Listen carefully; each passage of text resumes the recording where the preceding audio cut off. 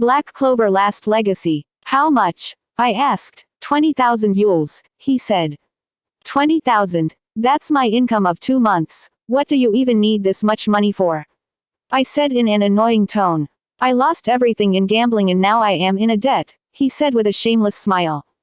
Damn, this man is getting comfortable with me day by day. Different thoughts ran into my mind to make his event most useful. Sure, why not? I can give you the money and you don't have to return it, but in one condition. Go on, brat, say what you want. You have to teach me your key thing and train in your sword arts, I said. I took a gamble here. He was his technique and I don't know whether he would teach someone outside his squad. You sure you want to be trained by me? Quote, yes. Why not, kid, be sure to survive. Bring the money tomorrow here. I would take you to my base and train you there, but you can't quit before I satisfied. The distance from church to here and return usually takes about 2 days, but with my flying speed it took 1 day. I informed sister and left with the money. Sister knew Yami, so she was sure that I would be safe. I could earn this amount again, but the training was worth it. I took off with him in the direction of his base. The Black Bull's base was located in one of the forests in the common region. The base was in shade of black and gray with block-like structure. When I entered the base I was greeted with pure mayhem. Luck and Manga were constantly firing spells on each other and shouting. Charmy was eating cakes. Gordon was in the corner muttering something too hard to comprehend. Finral, being Finral, was sitting in a corner covering his ears with a face worth noting. Now if I look closely, Gordon has really scary, creepy, and Charmy exactly looked like a doll. Yami used mana and smashed the nearby wall and shouted, "Stop making noise or I will smash you next." This caused an immediate reaction and made them sit in a line. He brat here is Julian. I made a deal with him. He would stay here for a while, take care of him. He turned to me and said, I am going to pay off my debt. I will train you from tomorrow, and went away leaving me alone with them. I was quickly stuffed with lots of questions like how did I meet Yami, what deal I make, was I strong, do I like food, etc. After answering all of them, Magna showed me around the base and constantly muttering how great Yami was. He was surprised to know that I was from Hage with Somana, me being orphan cleared his confusion. He was grateful for the boar hunting I did. He was from a village more remote than Soshi, but he grew up there. I was showed my room. Although the room had a bed, table and window, it was filled with spiderwebs and dust. I tasted Charmy's food and it was easily the best food I ever tasted. I ended up eating a lot. Finral was busy asking me about girls about my neighborhood. I promised Luck a battle after dinner as he was constantly pestering me. I tried talking with Gordon and I only understood half of what he was speaking. I got along with Black Bulls pretty well. At night Yami returned and it was finally time for my battle with Luck. Meanwhile at the church, Sister Teresa was watching the children play outside when she noticed an old woman approach her. Sister looked at her and said, "What a pleasant surprise, I didn't expect the Wizard King to visit me." The old lady put her finger on her lip and said, "HS's. Don't say out loud, I ditched my work to come here. Let's talk inside," said Sister as they entered the church. "You must want to know about Julian, right? I heard that he met with Yami," said Sister. Light enveloped the figure of the old woman as her body turned into a blonde-haired man. "Yes, I wanted to know more about Julian." Quote. Author's note. Average mana points of a mage after getting Grimoire. 1 to 100 commoner. 100 to 200 noble. 200 to 300 royal. I and Luck stood opposite to each other and rest of the Black Bulls as audience including Yami. One of my weakness was not being able to react to fast attacks beyond my comprehension, that's why I am too eager to master Ki. Luck covered his hands and legs with a type of armor with electricity and shot towards me. Too fast. Was my only reaction as I dodged, but his legs still grazed my cheeks, drawing a line of blood. I sent a wave of fire which he dodged perfectly. He had advanced mana sensing with his electric waves. I remembered that from the dungeon arc. Luck's strongest point was his speed. If I want to compete with him I had to use wide-range attacks to trap him. I can't fight melee with him, he can overcome my defenses. I released my mana and set the area around me on fire. I took out my dagger and prepared for an assault. As he came near me I manipulated the flame near me to cause an explosion on his face to slow him down. It didn't succeed completely but slowed him a little, and I made a strong slash and his arms, completely removing the armor on his hands. He became cautious and moved outside my field. He condensed lightning on his arms and shot bullets at me. I dodged most of them but some hit me. I swinged my arms and sent a wave of fire all around. Luck ran around the entire space as I shot pillar and beams of fire at him. Luck jumped into the air and launched towards me like a missile. I caused explosion from my legs and zoomed towards him with a flames condensed fist and went with his leg, creating a shockwave all around. The fight continued for the next 20 minutes with both spells and physical fight. We were evenly matched throughout the entire fight. As we prepared our next attacks, Yami shouted, "Stop, it's enough for today, continue later on, I want to sleep and don't need disturbance." We had no power against him, so we agreed. "You are of the strongest opponent I have faced after Captain Yami. I can wait to fight you more," said Luck with a smile. Luck and I agreed to complete our battle someday later. In my entire fight, a lot of my attacks was not able to connect with Luck properly but hit him because of my large range of magic. Although I felt like my mana reinforce was stronger, but the power behind Luck's attack was nothing to joke about. Some attacks managed to hit me, and getting electrocuted is no fun experience. Next day I was woken up by mayhem the duo were causing. I went to the cafeteria, ate Charmy's food and waited for Yami to come. After breakfast was done for everyone, Yami decided to complete his part of deal. Listen kid, I will tell this once. He is predicting attacks by sensing your surroundings, opponent's breathing, his muscle movements, vague sense of attacks and objects around you. It is a skill which doesn't need mana and can be used on non-living targets too. I saw that during your fights you did that too, but in a small scale. The best method to learn is by combat. Draw your blade and fight me. Only by instincts and don't use mana. I nodded and went to strike him. He partied my attacks perfectly. I fought him for some times while he continuously gave different commands to. He left after mercilessly beating me to analyze and left to his captain duties. He didn't use mana as it would be over for me, but his sword is equally deadly. I had almost comprehended key it as I already knew the basics. I asked Luck and Magna to help me and they happily agreed as they get to battle more. Both of them attacked me with long-range spells and I tried dodging them with only ki. After countless dodging and getting hurt, I finally learned ki. 3 days later I was sitting under a tree with my cloths tattered and body bleeding from different parts, but I ignored it. I turned on Phoenix Robe and watched the notification that popped up. ACHIEVENT unlocked. Learn advanced sensing skill. Key learned. Reward. Plus 10 mana points. Body points 70. Mana points 130. Energy filled my body and I sighed of relief, as I learned another useful technique.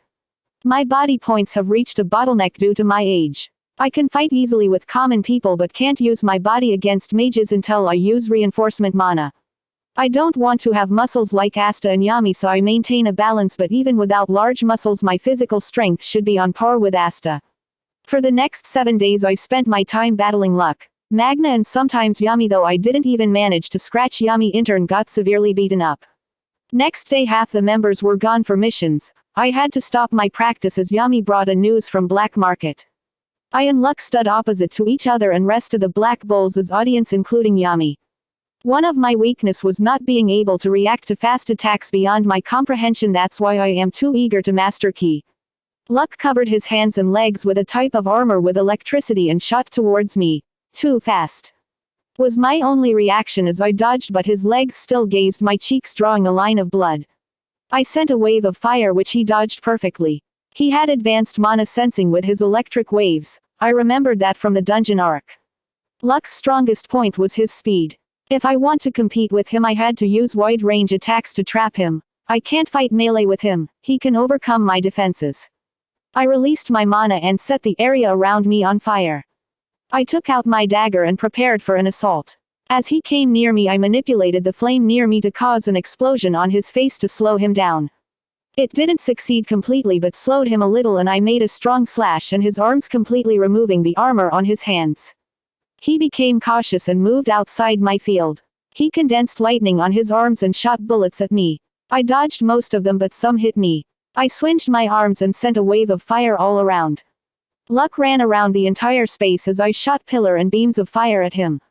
Luck jumped into the air and launched towards me like a missile. I caused explosion from my legs and zoomed towards him with a flames condensed fist and went with his leg, creating a shockwave all around. The fight continued for the next 20 minutes with both spells and physical fight. We were evenly matched throughout the entire fight. As we prepared our next attacks, Yami shouted, "Stop, it's enough for today, continue later on, I want to sleep and don't need disturbance." We had no power against him, so we agreed. "You are of the strongest opponent I have faced after Captain Yami. I can wait to fight you more," said Luck with a smile. Luck and I agreed to complete our battle someday later. In my entire fight a lot of my attacks was not able to connect with Luck properly but hit him because of my large range of magic. Although I felt like my mana reinforce was stronger, but the power behind Luck's attack was nothing to joke about. Some attacks managed to hit me, and getting electrocuted is no fun experience. Next day I was woken up by mayhem the duo were causing. I went to the cafeteria, ate Charmy's food and waited for Yami to come. After breakfast was done for everyone, Yami decided to complete his part of deal. Listen kid, I will tell this once. He is predicting attacks by sensing your surroundings, opponent's breathing, his muscle movements, vague sense of attacks and objects around you. It is a skill which doesn't need mana and can be used on non-living targets too. I saw that during your fights you did that too, but in a small scale. The best method to learn is by combat. Draw your blade and fight me. Only by instincts and don't use mana. I nodded and went to strike him. He partied my attacks perfectly. I fought him for some times while he continuously gave different commands to. He left after mercilessly beating me to analyze and left to his captain duties. He didn't use mana as it would be over for me, but his sword is equally deadly. I had almost comprehended key it as I already knew the basics. I asked Luck and Magna to help me and they happily agreed as they get to battle more. Both of them attacked me with long-range spells and I tried dodging them with only ki. After countless dodging and getting hurt, I finally learned ki. 3 days later I was sitting under a tree with my cloths tattered and body bleeding from different parts, but I ignored it. I turned on Phoenix Robe and watched the notification that popped up. ACHIEVENT unlocked. Learn advanced sensing skill. Key learned. Reward. Plus 10 mana points. Body points 70. Mana points 130. Energy filled my body and I sighed of relief, as I learned another useful technique. My body points have reached a bottleneck due to my age. I can fight easily with common people but can't use my body against mages until I use reinforcement mana. I don't want to have muscles like Asta and Yami, so I maintain a balance, but even without large muscles my physical strength should be on par with Asta. For the next 7 days I spent my time battling Luck, Magna and sometimes Yami, though I didn't even manage to scratch Yami. Intern got severely beaten up. Next day half the members were gone for missions. I had to stop my practice as Yami brought a news from Black Market. Note: I don't really know when Vanessa joined the Black Bulls, so I changed some events. She is 17 in this chapter and Yami is around 24. What happened? I asked. Yami said, "You see, few months ago I was gambling in the black market. I met a woman who happened to be a witch who creates a lot of magic items." I ran my brain to think if I could remember who he was talking about. Yami continued, "Recently I lost money to her in gambling and she asked me to complete her request." "How much did you lose?" Quote, 40,000, he replied. 40,000. If you are so bad at gambling, so why do you even do it? I said with an annoying voice. He continued, "Don't worry about small details. Listen further. She wanted me to save a witch from the witch forest with a unique magic who is trapped by the queen. Moreover, she said that if I feel like I could recruit her to my squad." "So you want me to help you?" I asked. "I want you as distraction. Luck and Magna will come with us and you can get field experience with it," he said. If the news is correct, the woman in the black market should be Dominant, wife of Franzel Kruger, the ex-general of Diamond Kingdom. If I remember correctly, he will defect around the coming year and the girl to be rescued should be Vanessa. I agreed to go with him. I should be able to handle the normal witches, but the golems would be a problem. If the witch queen comes, without the support of Yami I am dead. The witch forest was deep within in Grand Magic Zone, so it took us about 3 days to reach there. From afar some characteristics of witch forest could be seen. The entire place was surrounded with dense forest, with the only thing visible was the top of a castle which should belong to the witch queen. As we got near the vicinity, the alarm ringed and many golems came in our direction. This caused chaos in the forest as men had tried to enter the forest. I didn't get to enter forest in fear of taking more than I could as the sky was already filled with witches and golems. Do your part, said Yami and took off to the direction of a tall building. I took out a dagger slashed in the direction of the nearest golem, dividing it in two, but to my surprise, those absorbed mana from surrounding and repaired themselves. Luck and Magna were doing their part, but laugh of Luck made it look like we were here to destroy the forest. Same thing happened with others too, and the no of golems increased. I dodged several projectiles with the help of Ki and concluded that if I had to destroy them, I had to break them beyond repair. Vanessa no take a pav. From moment of my magic awakening I was told that I was special. When I turned 11 all of my freedom was taken away. I was made to sit in a cage all day, make unlock something I have no idea. Our concept of almost 6 years has passed. I have been trapped here. Mother talks to me about different things but says that I can't go out the cage, and something like it's not time yet. I managed to make a few friends by talking to the passing through the windows. I learned about most of the outside world by hearing. More I heard, more I wanted to escape this place but powerless to do. But today my magic was restless, as if something big is about to happen to me. I felt like my magic was reacting to something and something was about to happen. I heard screams all around and finally saw the walls of my place and my cage breaking, and I saw a man in a black robe standing with sunlight behind, giving an appearance no less than an angel to me. He said to me the words I always wanted to hear, "Do you want to be free?" For some reason I felt like my magic was telling me to go with him. I can't go unless I lean to control my fate, I repeated the words of Mother. Fate? Forget about that. Join me, I will help you make your own path you call fate. Those words made me forget everything I suffered until, my desperation for freedom, my cherish for something to call true family, my fascination for outside world all forced me to take the man's head and make a decision I will be forever grateful for. Julian Pav. While Yami was having his protagonist moment, I was attacking Witch Queen and the golems. If you wonder how I got here, after I destroyed all the golems and flew towards Yami and found that he was fighting against the Witch Queen. I hit her body with slashes and flame bullets, but every time her body reformed by crows. How annoying. Luck and Magna were busy fighting the golems and witches, so I was alone against Witch Queen. I was amazed that she didn't kill me yet. I saw a dark slash attack and understood that Yami was successful. I flew with my fastest speed outside the forest, same with Luck and Magna. But contrary to my expectation, Witch Queen did not follow me. During the fight she only dodged or used defensive magic and never used offensive magic, and eyed me all the time. I found this suspicious. At the end she said the following words which made no sense to me. "Your fate will bring you back to me, descendant of the greater." And gave a gentle smile which I never knew was possible. I ignored her as I always thought she was insane and went towards Yami. There was a beautiful girl with pink hair sitting behind his broom with face of fascination.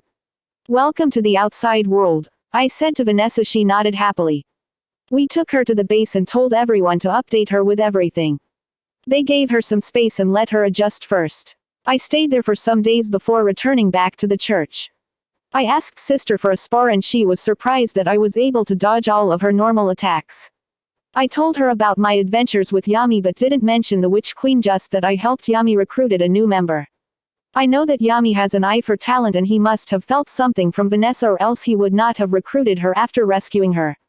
After the episode with Vanessa ended, Yami got busy with his captain duties and said that he wouldn't be able to accompany me for a while. That means I have to do bounties alone again. After talking with Yami I found that the man at the reception is a friend of his. He can help me if time comes. Talking with him was useful as I got many quests that were not posted on the board. His magic was related to communication. He could create an orb with which anyone could contact him from anywhere. Yami had one and he handed me one if I ever needed his help. Today was the day new bounties would be uploaded. I reached the mission board and looked for a high-level bounty. A Nemo Wyvern Hunt. Payment 20,000 yules. 2 wyverns are kidnapping children and women near the village of Lados. Get rid of the wyverns. I took the quest for this hunt as this was a good opportunity to enhance my strength. This was the highest paying bounty I ever tried to hunt. As I hunted with Yami, I developed a sense of relief that someone had my back, but that feeling was bad for a long run as that would hinder my growth. A mage can truly shine only in the situation of crisis. I used jet flames and started to fly towards the Grand Magic Zone. Dash dash dash dash dash dash dash dash dash dash. After Julian left the place, two people started following him. "Are you sure we should do it, boss?" asked one person. "Damn sure. That man is not with him. After the hunt he should be tired. We can take that chance to ambush him. 20,000 years should be enough for 3 months of leisure. Hurry up and use your magic," said the other guy. The first guy nodded and both of them were enveloped in a cloak which made them invisible as they followed after Julian. As they were quite far from him, Julian didn't sense anyone following him. After flying for about a day towards the Grand Magic Zone in the direction of Heart Kingdom, I reached near a village. From above, the village didn't look so good as most of the roofs were broken with broken trees all around. I dropped in the village and asked for the chief, but the news I got was that the chief was recently killed by the wyverns. Everyone was in a gloomy mood as a lot of children had been kidnapped along with their mothers. With my request and assurance, someone agreed to speak everything about the wyverns. There are different types of wyverns with different attributes like Geo, Hydro, Electro, Pyro and Anemo. The wyvern that terrorized the neighboring towns is a Anemo wyvern. Unlike humans, 95% of mana beasts have magic attribute of nature. Even though they belong to mana beast of the medium tier, their attacks are nothing to joke about, so they are advised to kill as fast as possible. These are species that like to have a big territory and generally live in mountains with large no of prey available. But when their food stock gets over, they migrate to other areas in search of food. They usually live in the middle or innermost region of the Grand Magic Zone, but when they migrate to the outermost region, they completely destroy the ecosystem of that area by killing everything that moves. These wyverns have green scales around their body with small spikes running from here to tail. They have strong legs to grab the prey and attacks. Their upper limbs are attacked with their wings. Their tail are sharp as a blade along with the ability to shoot projectiles. They use various types of attacks like their roar that can paralyze animals and weak-willed mages. They can shoot blast of wind from their mouth or create small tornadoes, shoot razor-sharp winds from their mouth, but they have a lot of weakness too. They mostly depend on their vision and smell for detection. I decided to stay in the village in the night and plan my approach as it was better than camping in the wild. I have to lure out the wyverns and follow them to their location as I can't search for them among the large number of hills and mountains present in the Grand Magic Zone. Next morning before sunrise, I went towards the Grand Magic Zone and began my plan. I first hunted a few animals like wolves, tigers and leopards and made them in a near-death situation. I ravaged an area and spilled blood all over the place and made it look like a fight for territory. According to the sources, the wyvern goes hunting around this time. They are sensitive to the smell of blood, so they will come here to see if they can catch a prey. I dug a hole and hid there, covering the top only, making my eyes visible. I did this so that I don't get detected by the wyvern. Due to the smell of blood, many other animals came to see the aftermath, but a roar rang out, halting everyone's steps. Finally, my target was here. A winged green dragon landed on the ground and released another roar. Most of the animals in the vicinity tired to run, but another roar rang out, followed by an attack from above made of wind blasting and slicing them off. There was another wyvern that came along with the first one. Both of them were about the height of 20 meters. They communicated releasing low grows and checked the prey to see the time of death. After seeing that they were near death, they embedded their claws into the animals and held as many as they could. They also held one in their mouth. Together they held around 10 creatures and started flying in one direction. Their speed of flying had visibly decreased as they held luggage. They flew at a great height, not to be attacked when they have less chance of retaliation. I got out of my cover and started following them from the ground at a low altitude by using a tree branch to be as quiet as possible. After around 30 minutes of flying, I reached a part of the mountain where there were no trees. In front of me was a nest-like structure made of mud. Behind him was a cave, presumably their lair. As I got near the place, I saw a horrifying scene. There lied skeleton and dead bodies of various animals and humans half-eaten from various places, and a lot of near-dead animals. Seeing dead bodies of animals and humans were totally different, but I was mentally prepared to not let it affect my battle. The two wyverns dropped their prey near the cave entrance and began eating one. I step-toed my way to another direction where I sensed a human presence and found a hole enough to drop a human. I looked inside and found that there were around 10 bodies of children and women. From their key, they are humans and alive but unconscious, most probably a stock for later on. I decided to save them later on and focus on the hurdle in front of me first. Now that I have got their lair, I can begin my attack. I took out my dagger and enforced it with mana, slashing it towards one of the wyverns. A yellow slash shot from my dagger, slicing a good part of the wing one wyvern who didn't sense me. It screamed in pain and released a wind blast towards me as it had detected my position from the attacks. As the attack was slow, I dodged it easily and released it as the attack was slow. I moved towards them and pointed my hands towards them, blasting a spiral of flames towards them. The uninjured wyvern waved his wings, slowing down the flame, but, in spite of being slowed, the attack still hit him. I condensed the flames and shot a beam, making a hole in its stomach, making it scream in pain, and started blasting winds all around himself, making him unapproachable. The second one reinforced his tail and slammed it near me like a sword. I dodged it and sliced towards its tail, severing it. I jumped in the wyvern and set the entire fire. The second one sent another wind blast at me, which I dodged, flying upwards. I reinforced my legs and slammed it against the one that had its tail cut, making him drop on the ground, forming a crater. I made claws of flames and made a large wound on his back, tearing though its scales, and embedded my fist into it, releasing large amount of flames in it. I jumped again and slashed my dagger towards the other, severing its wings. Using the momentum, and I stabbed my dagger into the head of the first one, killing it. But the second one released a giant wind blast, throwing me to a distance with the dead body with the first one. This attack made minor cuts in my body, drawing some blood. It roared, seeing the dead body of the first one. I didn't get paralyzed by it and dashed towards and releasing bullets of flames towards it. It somehow dodged half of them before his remaining wing got filled with holes too. As it stopped roaring, I sent a giant fireball enveloping its figure on fire. I got near him before making a strong slash, slicing its head off, but what I didn't expect was a beam that was sent towards me from another direction. I sensed it with ki and dodged the attack, but as soon as it hit the ground, the area was filled with smoke. Cough cough, what the hell is this? I felt like my movement was getting rigid and my windpipe burning. Poison. Someone is targeting me, but why didn't I sense them? Was my level of ki not enough or something else? I sensed another attack, but this time instead of dodging it sent a fire attack, creating an explosion, but it seemed that the power behind the poison increased. I felt like my skin was burning due to the effect of poison. As the smoke cleared to a certain degree, two people became visible as two people arrived near me. Well, if it isn't the famous hunter everyone is talking about. Thank you for killing them, you made my job easier, one of them said. If you are wondering how you didn't sense us, my friend can hide our presence, and I know you are a good sensor, but too bad I am a good sniper. Quote. As I was thinking how to get out of the situation, I looked up and my face twisted. Where are you looking, bastard? I am in front of you. He did get to finish his words as something happened. Boom. A dark shadow from the air dropped directly on his companion, flying a lot of dust for its landing. As the dust cleared, the thing that unfolded froze the man. There was a giant anemo wyvern twice the size of the other ones standing on top of the body of his companion, who had become a paste. The beast didn't stay still and opened its mouth wide, biting off the upper half of the man.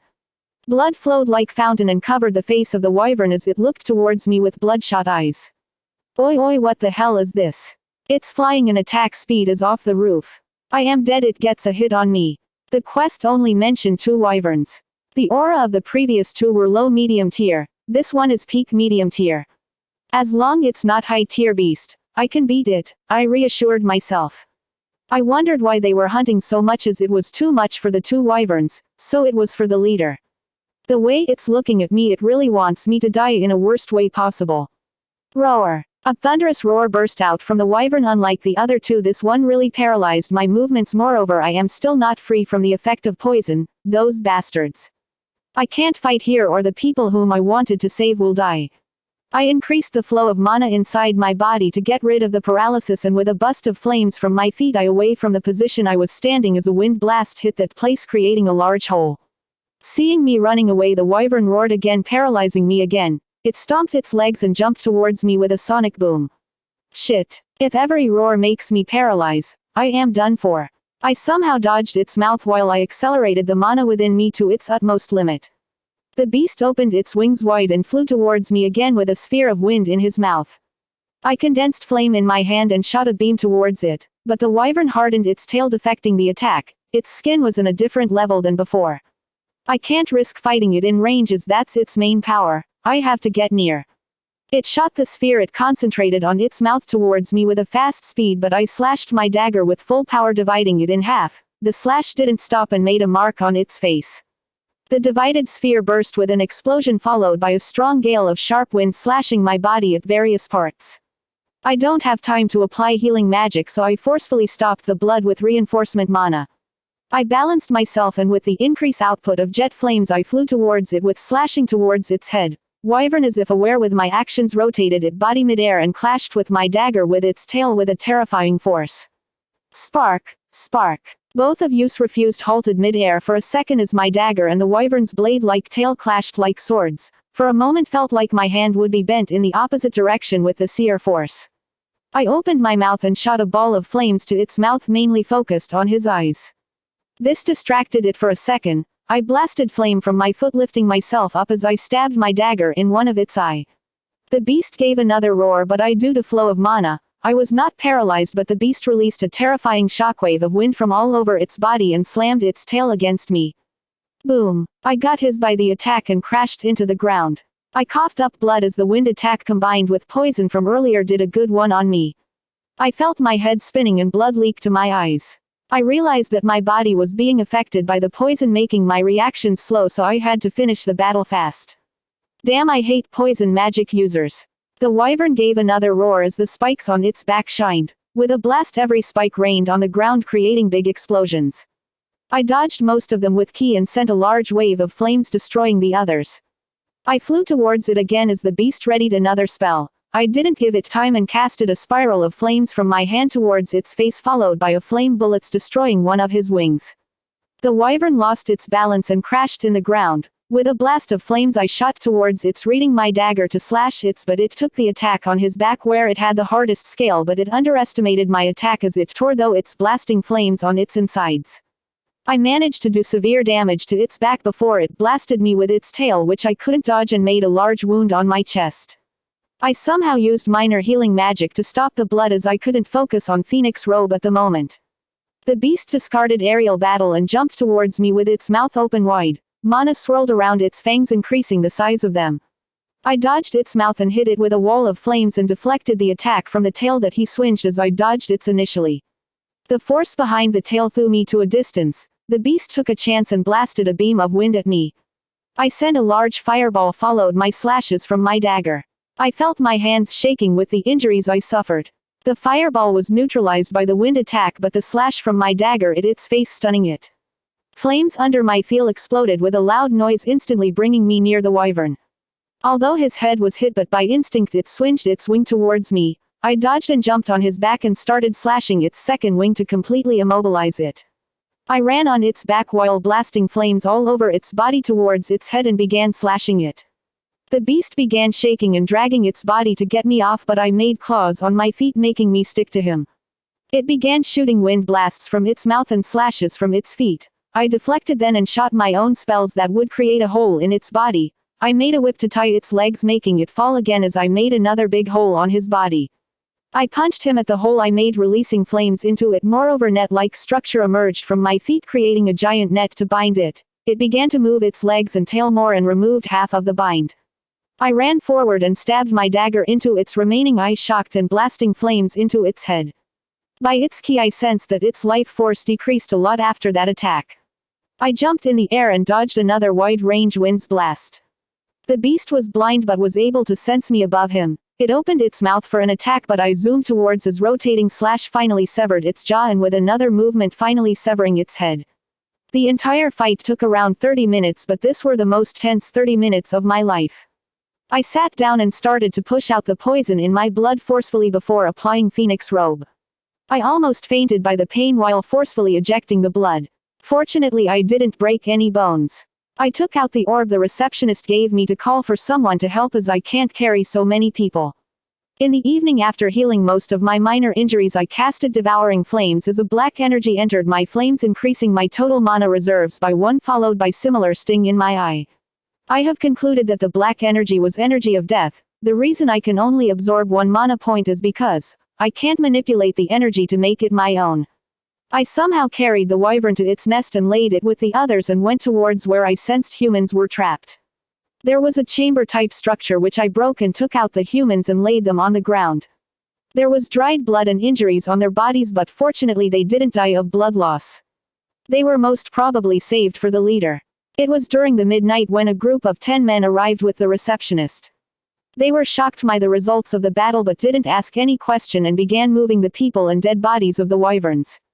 I returned to the church after around 3 days of slow flying and breaks and decided to take a break for 2 weeks. Unknown to me, a nickname of Wyvern Slayer became famous in the guild. I turned 15 a week ago. I kept my hair short reaching till my eyebrows as I didn't like keeping my hair too long. My height became nearly 5'7", not bad for a 15-year-old. I returned to the church in Hage after almost 5 years to celebrate my birthday. I bought a lot of food for everyone. We celebrated for the entire night, although I sent letters but meeting in real life was different. Father almost cried after seeing me. I never stopped hunting and earned a lot of money, so I donated a part to the church and brought some gifts for everyone. Fortunately, Asta doesn't annoy Sister Lily with marriage proposals. By the years I stayed in the church, I ensured to teach manners and common sense to Asta, and you know what Asta feels for Sister is appreciation and love as a maternal figure, not romantic love. I explained him these clearly when he was younger. In these 3 years I mostly explored the common realms and sometimes visited the Black Bulls. Vanessa had settled completely and became the carefree Vanessa I knew from the series. Ghosh joined the Black Bulls a year ago, leaving Marie in care of Sister Teresa, and Gray joined just after him. Ghosh gave me death threats to stay away from Marie every time I went to the base. Sometime he even attacked me after I mentioned her name. That aside, after storming my brain and a lot of research, I found a method that could unlock mana presence. I asked Yami and Sister to unleash it on me several times for research and gain some immunity and increase my mental strength. Though I had to pay Yami for that guy refuses to do anything without getting paid. Although I could stay awake for half an hour under the pressure of Sister Teresa, but under Yami I fainted instantly, control his pressure, and woke up after 2 whole days. I only took half of the pressure, but if that was full pressure it would have taken a longer time to wake up. After that I asked him to only release minuscule amount of his pressure. I knew that if I faced the full extent of his mana pressure my mind would be broken. I learned that people with mana pressure are valued a lot in the Magic Knights. I noted that every time someone unleashed mana presence, their aura represented an animal or concept, like Sister's represented a leopard and Yami's something I can't comprehend yet. So I tried to shape to my aura. Until now my aura was wild and dispersed, so I meditated a lot and practiced to shape my aura.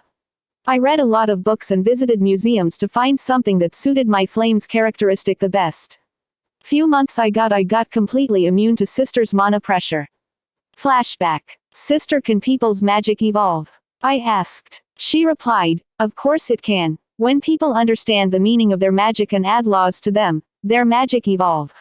Like mine were normal flames, but my understanding of flames let me give consciousness to my flame animals who would do anything I command, like the fire birds and leopards to see. Quote, as my mental strength increased, I started having weird dreams which had no meaning. The only thing I could infer was a black bird. This piqued my curiosity. I confronted Sister about it and she said that it means I was going in the right direction in shaping my aura. The bird I was seeing in my dreams was a dark phoenix, a lesser flame spirit which could absorb mana from other species through its flames. Seeing the picture and reading felt gave me an unknown feeling of nostalgia. This bird has a large wingspan and tail and its entire body is black in color. It is said that it has never chosen a human to share its power and liked to live independently. This bird is said to be a relative of the fire spirit salamander. Apparently there are not just 4 great spirits in this world but many lesser fire spirits, like salamander as the great spirit and phoenix was lesser spirit. I reached a conclusion when I practiced all my flames type attacks. I found the spell I wanted to make my law based on. It was Flame Devour. Out of all the spells I knew, this one and Phoenix Robe gave me the most comfortable feeling while using. The Flame Devour flames had a property of absorption and corrosion which I wanted to accommodate in my magic attribute. Moreover, I found that Dark Phoenix's flames could burn an opponent till it had mana. I combined the 3 things and started working on it. My flames improved as my understanding improved. My mana pressure training was going in the right direction as I wanted. I conducted one experiment in which I tried instructing people to try to create mana core, but I found out that unlike me others can't move mana inside their body. Even Sister, having so great mana control, was only able to move it for some time before losing control, so no mana core for anyone. I guess that it's something unique to me. At the end of third year I managed to produce a red flame that burned with enormous heat combined with a properly that would absorb the mana of opponent and keep burning, but I could only produce them after focusing for some time and they would disperse immediately. Today's sister was taking me to the 15th birthday party Leopold Vermilion. They invited sister and one more person, so she took me along to introduce to them. I dressed nicely with the suit I brought and with my looks, I didn't look much different than a noble. The place was quite far, so we began our journey the previous evening. Be sure to make some friends in he party, you would need connections in the future, said sister. On the way to the Vermilion base, I checked my stats. Name, Julian. Age, 15. Race, human. Core, light orange. Magic, fire basic law. Body points, 85. Mana points, 180. Spells, flame claws, flame bullets, flame laser, flame breath, flame wave, flame wall, phoenix robe, flame arrow, etc. Skills, mana reinforcement intermediate key intermediate. My physical strength has increased with no extra muscles or fat. My mana has almost reached the level of royals with constant natural mana nourishing my cells. When I reached there, I was amazed by the size of the base. It was nothing less than a huge castle, almost thrice the size of Black Bull's building. There were a lot of people from the Vermilion family with iconic reddish-orange hair and a lot of Crimson Lion's squad member. I saw some member from House Silva with grayish-white and House Kira with blonde hair.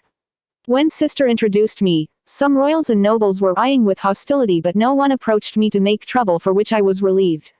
I didn't find Fugolon and Marioliona anywhere. I don't think they would miss his 15th birthday, so they are most probably around. I didn't see any people around my age around. After the crowd cleared to a degree, I was able to meet Leopold. He politely greeted sister as he knew his siblings respect her a lot. I gifted Leopold a locket made from the horn of Geo Rhino I hunted years ago with some extra modifications. Surprisingly, Leopold was happy to have someone of his age in the party. We started talking and became friends. Me having fire magic and student of his siblings' teacher played a role too. He was loud and fun to be around. Though was the opposite to the royals present here who gave me stingy eyes. He introduced me to his cousin Mimosa. She was a year younger than me and Leopold. Unlike Leopold, who didn't seem to care about his bloodline, she felt like she had that pride of the royal. Apparently not all Vermilions had fire magic. Leopold's side had fire magic and Mimosa's side had plant-based magic. I saw Mimosa's brother praising his beauty in one corner like a narcissist. I don't like that guy, he's too weird, said Leopold loud. I found a problem with this guy, he can no control over his mouth. He would blabber anything that came to his mouth without the sense of time and place. I am pretty sure Mimosa's brother heard Leopold's remark but decided to ignore it. I could see Mimosa agreeing with Leopold. From them I got to know that there are currently 3 main royal house, the Kira, Silva and Vermilion, with the Kira house taking the throne. The rest, who call themselves royal, or branch family bearing the last name. He asked me how I trained under sister, but he shuddered hearing it, as it matched mostly with what his brother told, which he thought was a joke. Leopold had decided to join his family's squad and succeed his brother as the leader in the future, and Mimosa had received an offer from Golden Dawn for her healing magic and status, so she agreed joining after getting her grimoire next year. I had to take the exam normally as my identity was not special. I talked with Leopold a lot and promised to hang out later on. The dinner was arranged in the space outside the base. I also got to know that Mimosa and Leopold eat a lot. From a balcony 3 people were watching everything. Ho, he is restraining his aura quite well, said the orange-haired woman. I didn't expect Sensei to take another student. Are you sure your health is fine? Said orange-haired man. Hemp. It's too early to worry about mi fuego, Mario. As is for him, he'll surpass you both if you laze around, said Sister Teresa. I have been developing my foundation since the beginning, and I plan to start creating more spells after I collect my grimoire. As I worked on understanding the law of my magic, its power and control increased. The more I focus, the darker the flames become. One day I condensed too much and lost control. A small orb of dark flames dropped, causing a violent reaction, and burned all plants around with it, even its mana. Although I often got hurt by my own spell, but that moment even the skin of my hands got melted till my bones. It took almost 2 weeks of constant healing to return to normal. After that I decreased practice of higher flames up to certain extent but never stopped that as I found way to increase my power. While practicing I figured that I could solidify flames up to a certain extent if I compressed it long enough. Currently I could only make small shapes and blades of flame. Sister was surprised as not all magic can be solidified like her flames. I decided to make wings and armor in the future with this. Overall, I was satisfied with my development. Now I had to think about which squad to join. I had many things to consider while joining, which was freedom of movement and stable growth opportunities. I had some ideas for my future development. I have to be present during the canon events as in no way I am trusting my previous knowledge. But before that I have to get a grimoire. As a reincarnated person, there is high probability that I could get a different grimoire from others, but I never thought of receiving a 5-leaf one. I had to receive when no one was looking to remain low for now, as I don't want people from the underworld up my ass, not until I join a squad. Next day I went to the Grimoire Tower in the Common Realm and got a reservation at night. They took 5,000 yules from me for reservation. During the night I informed Sister and went to the tower to get my grimoire. Grimoire towers are long cylindrical buildings made by ancient mages to provide grimoire to everyone who can use magic. These structures are literally unbreakable, made with an unknown material. Most people receive a grimoire at an age of 15, some receive it later on. These books are fueled by mana of the user and the book disappears when the user dies. Some people even say that grimoire are artifacts that represents the soul. Grimoire gives access to strong and vast spells and unlock the true potential of a mage. Only the person who received the particular grimoire can use it. People can use the spells in the grimoire by chanting its name, or can use it later without grimoire if gained enough mastery over the spell. Inside the tower multiple shelves were filled with prototype books which would turn into grimoire when touched by the user. I waited for some time but nothing came. I released my mana all over the tower covering every book. This made a lot of books shake and finally a thick book came floating towards me. The moment my finger touched the book, my vision got filled with darkness and I was struck with a terrible headache. After my vision cleared a bit, I found myself in an unfamiliar place. There was a scene playing in front of me but behind me was complete darkness. I realized that I had lost all control over my body. With no option left I focused on the scene that was playing. In the scene I saw some people dressed in robes with different ornaments standing forming a circle but all their faces were blurred. Every person had a symbol on their robes, from which I only recognized 3-leaf clover. The circle had different symbols I didn't recognize. All of the mages standing released their mana into the circle with a scroll in its center and the circle shined. They kept on feeding mana to the circle and after a while the circle stopped shining and the scroll got dissolved into the circle. After the process ended, everything stopped as if paused but the only person moved was the one with Clover symbol on his back. He moved his head and looked at me in the eyes as a smile formed on his face. He started speaking something which I could neither hear nor understand by lip movement. He came forwards and was about to touch my shoulder when his body along with everything started getting blurred and after a while I was standing in a complete darkness. Soon I was hit with similar headache and I was back in the tower. What in the hell was that? Who was that? What did I get myself into? The only thing I could infer was it was vision for me and some sort of ritual. I kept that for later but most importantly I realized that not even a second has passed in real world as Clovers didn't appear on the grimoire yet. As soon as I touched the book, the entire tower got enveloped in a golden light. One by one Clovers started appearing, 1, 2, 3, and finally stopped at 4 releasing a red light illuminating the tower. The grimoire was red in color with 4 clovers at its center and different patterns in black around it. My excitement knew no bound as I yelped in happiness. Why not? It was the legendary 4-leaf grimoire. Given to only special individuals. Getting the grimoire filled all sorts of information in my mind. All my spells had received a boost by 50%. In order to unlock more spells I had to have an idea of the spell and develop it accordingly. The grimoire will help in fastening the process. Spells could also be unlocked by deep emotions. And most importantly I could store weapons inside my grimoire like Asta. How cool was that? I felt like a restriction was removed from my body along with increased understanding of my flames. I concentrated on my mana core and noticed that in place of usual yellow, orange mana it had turned red. I summoned a fireball in my hands and focus on it. Its color changed from normal flames to red flames in a few seconds when it would take few minutes normally. This change was not permanent and will lose its form when I lost focus, but it was a large step for my development. Now if I think about it, Yami acquires power to cut dimensions and Patri's light magic becomes black light when he becomes a dark elf.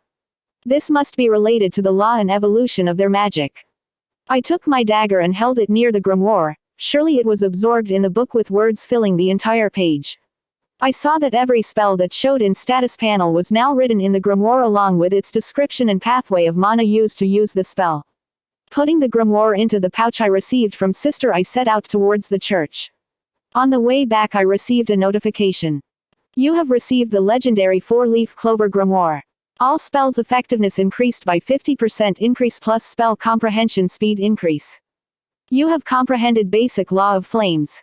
Mana plus 40. Body points. 85. Mana points. 220. My mana increased by 40 points, making my total mana nearly equal to a royal. I closed the panel and returned to the church during midnight. My mana has crossed the threshold of nobles and reached the level of royals, but each time my mana rose the mana control difficulty increased. I have to practice hard for the next day to control the newly added mana. When I entered the church I saw Sister waiting for me with dinner, which warmed my heart. I showed her my grimoire and she, making her dumbfounded, she stood open-mouthed for a few seconds before speaking. Oh my! The legendary 4-leaf grimoire. This proves your potential is limitless. Never stop working hard. I nodded and sat down to eat. While eating I asked, which squad do you think I should join? She said, it would be better if you avoid big squads like Crimson Lions, Golden Dawn, Silver Eagles and specially Purple Orca. I kind of hate that squad. You had friendship with Yami, right? It would be good if you join his squad. Quote. Weren't you the teacher of Captain of Crimson Lions, so why avoid that squad? I asked. Like the other royals, Fugolian and his sister were arrogant for their status before I started teaching them. I thrashed the arrogance out of them and made them humble than others. Fugolian will treat you fairly, but the squad members won't. They will try to interfere in your missions and try to stop your growth because of your status. Moreover, grimoire hunters may come after you as the news of 4-leaf leaks. So I recommend to join squad with harmony among them like Blue Rose, Black Bulls or Aqua Deer. The next Magic Night exams were going to be held in 4 months, so I started practicing for spells I thought of. All the spells I knew had been imprinted into the grimoire except the Devouring Flames. That spell for some reason doesn't form a spell no matter how much I try. I noticed that a percentage sign was added after my spell name to show the mastery. I realized that I had no defensive spell, so I started working on it. What I basically thought was similar to Noel's Sea Dragon Lair and modify it to form any position around me. I released mana around me and tried forming a protective cover with it and compress it to form a dome. It took about 3 days for me to form satisfactory shield. But what I wanted was a tougher shield, so I made the spherical shield with hexagonal box. When spherical shield took damage, a lot of mana was used to repair the part, but when hexagonal blocks took damage, it will only take mana to repair that block, reducing mana consumption. As for making it sturdy, I started to use my evolved flames to make the shield. After a month of constant practice, I unlocked my first grimoire spell, Flame Magic, Blazing Shield. During this time I didn't forget to polishing my physical strength and add my corrosive flames to my other spells, enhancing them. For the next few months I practiced with Sister and purposely got hit to use the shield instinctually. I haven't stopped doing bounty missions and have saved a lot of money. 4 months passed quickly and I was prepared for my last hurdle before Magic Knight's exam.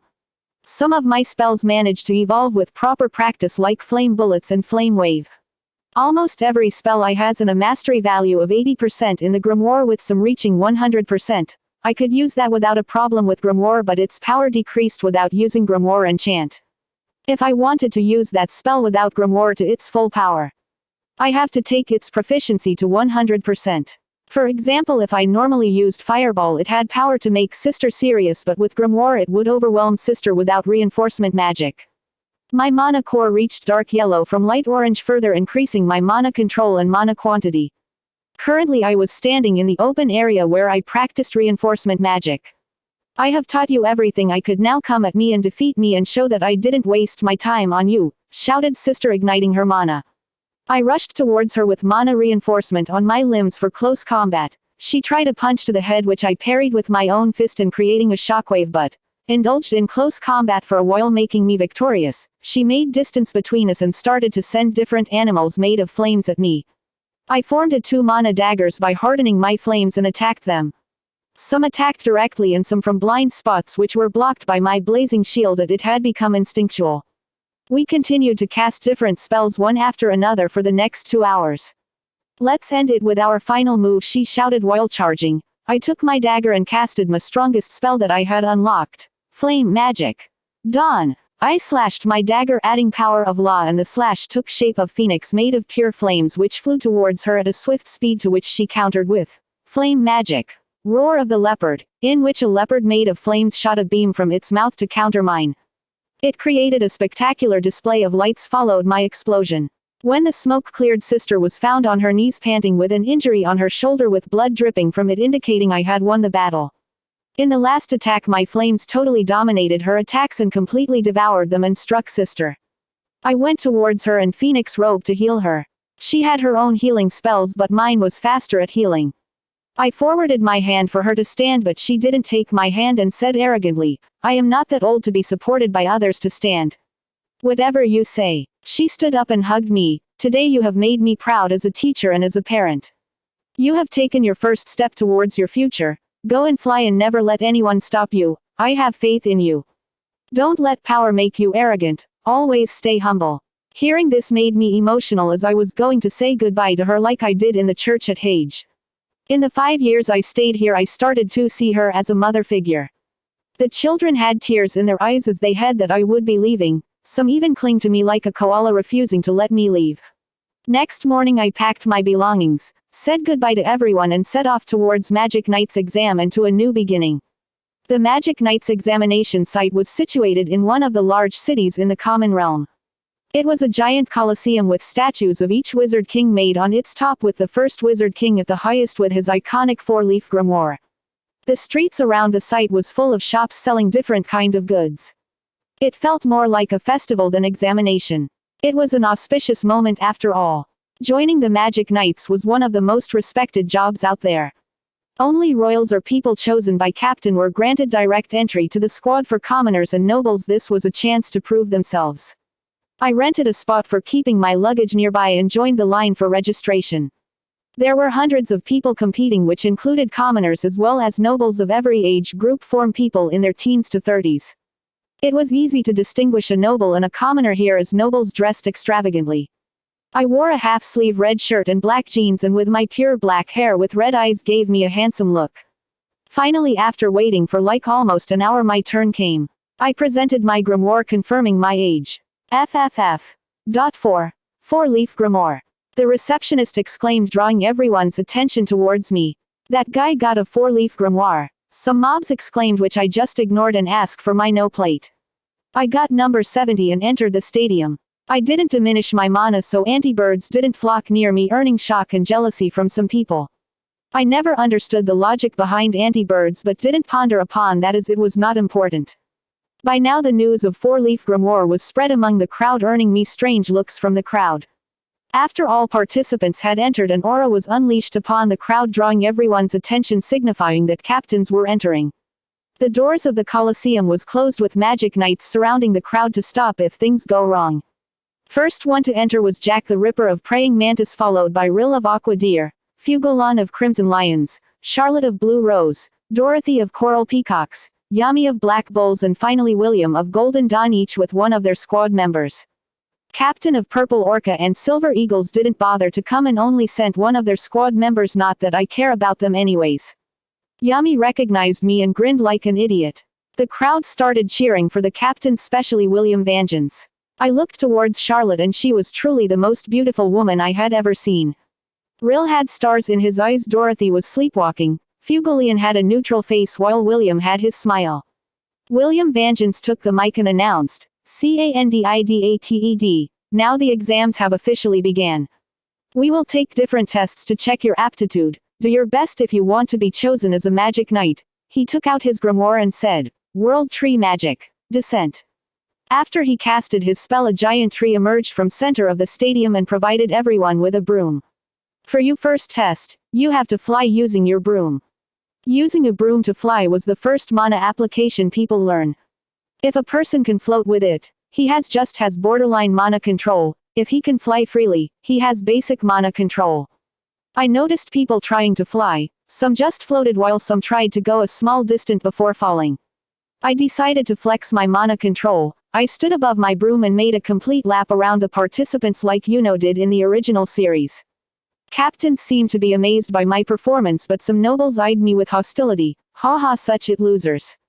The next test was firing spells at 10 moving targets made by Rill, followed by forming shapes out of mana, standing under chaotic mana fluctuation, test for healing magic, etc., and I flexed in all of them. This is the final test of combat. Your final evaluation will depend on it. Give your best and show us your worth. Everyone started to find their opponents weaker than them. People avoided me like plague, but finally some noble had guts to challenge me. He pointed at me and said, "You there, insect, fight me. If you manage to impress me, maybe I can make you my servant." Here come the arrogant young master who don't realize their place. Well, time to thrash a noble. The referee announced the start of the match. He started giving his monologue how good he and his family was. I didn't bother listening or answering him and fired a normal fireball to check his magic type. He countered it by firing a water ball, vaporizing it. If your attacks are just this level, you might as well give up. You grimoire is just for show, how about selling it to me? Damn, this guy trash talks too much. He used many spells which I just countered with small spells. He kept thinking that I was unable to react under his attacks, which increased his ego more. After enough show off, I didn't bother holding back. I summoned a ball of red flames about diameter of 1 meter and blasted him. He tried using a water attack, but my flaming destroyed the water spell and hit him hard. Just we was about to crash into a wall, a large fist of flames formed on top of his head, smashing him to the ground hard, creating a crater. He couldn't handle the attack and directly fainted. Serves him right, I guess. The entire stadium went silent seeing the fight. For others it may seem that I was fighting him equally and got lucky at the last hit, but for the captains it was different. They could see that I put minimal efforts in my spells only to destroy his spells. Each of my attack had same amount of mana with pinpoint accuracy. Moreover, I didn't move a muscle in the entire fight. He was already grasped the law of his magic, said Fugolian, with the captains agreeing in unison. The level of his accuracy and mana control is terrifying for his age, said Charlotte. Number 70 wins. Please step out of the ring. After I stepped out, recovery mages carried him somewhere to heal. The rest of the matches were quite boring, so I just stood at the corner. By them time all battles were over, it was evening. Some nobles quit after losing their battle because it was too much for their pride. What was the use of pride if can't do shit? Now the battle is over. The captains interested will raise their hands for offers. If more than one hands are raised, the candidate may choose the squad. Inner thoughts. William. First, no, he is not an elf by his aura, but something feels wrong about him. He is an unstable factor. He would cause trouble for me if I have him in the squad. Yummy. This brat is showing off again. This guy is reckless but responsible. Although I only get outlaws to join my squad, but I need someone responsible too. I didn't invite him to my squad earlier because he didn't have his grimoire yet, but now I can invite him. Charlotte. Although I have men in my squad, they only have position of lackey. I don't think the 4-leaf boy will have enough growth in my squad if I don't personally intervene. After a short break, captains started choosing candidate according to their needs. Number 70 stepped forward. Finally my turn came and I stepped forward.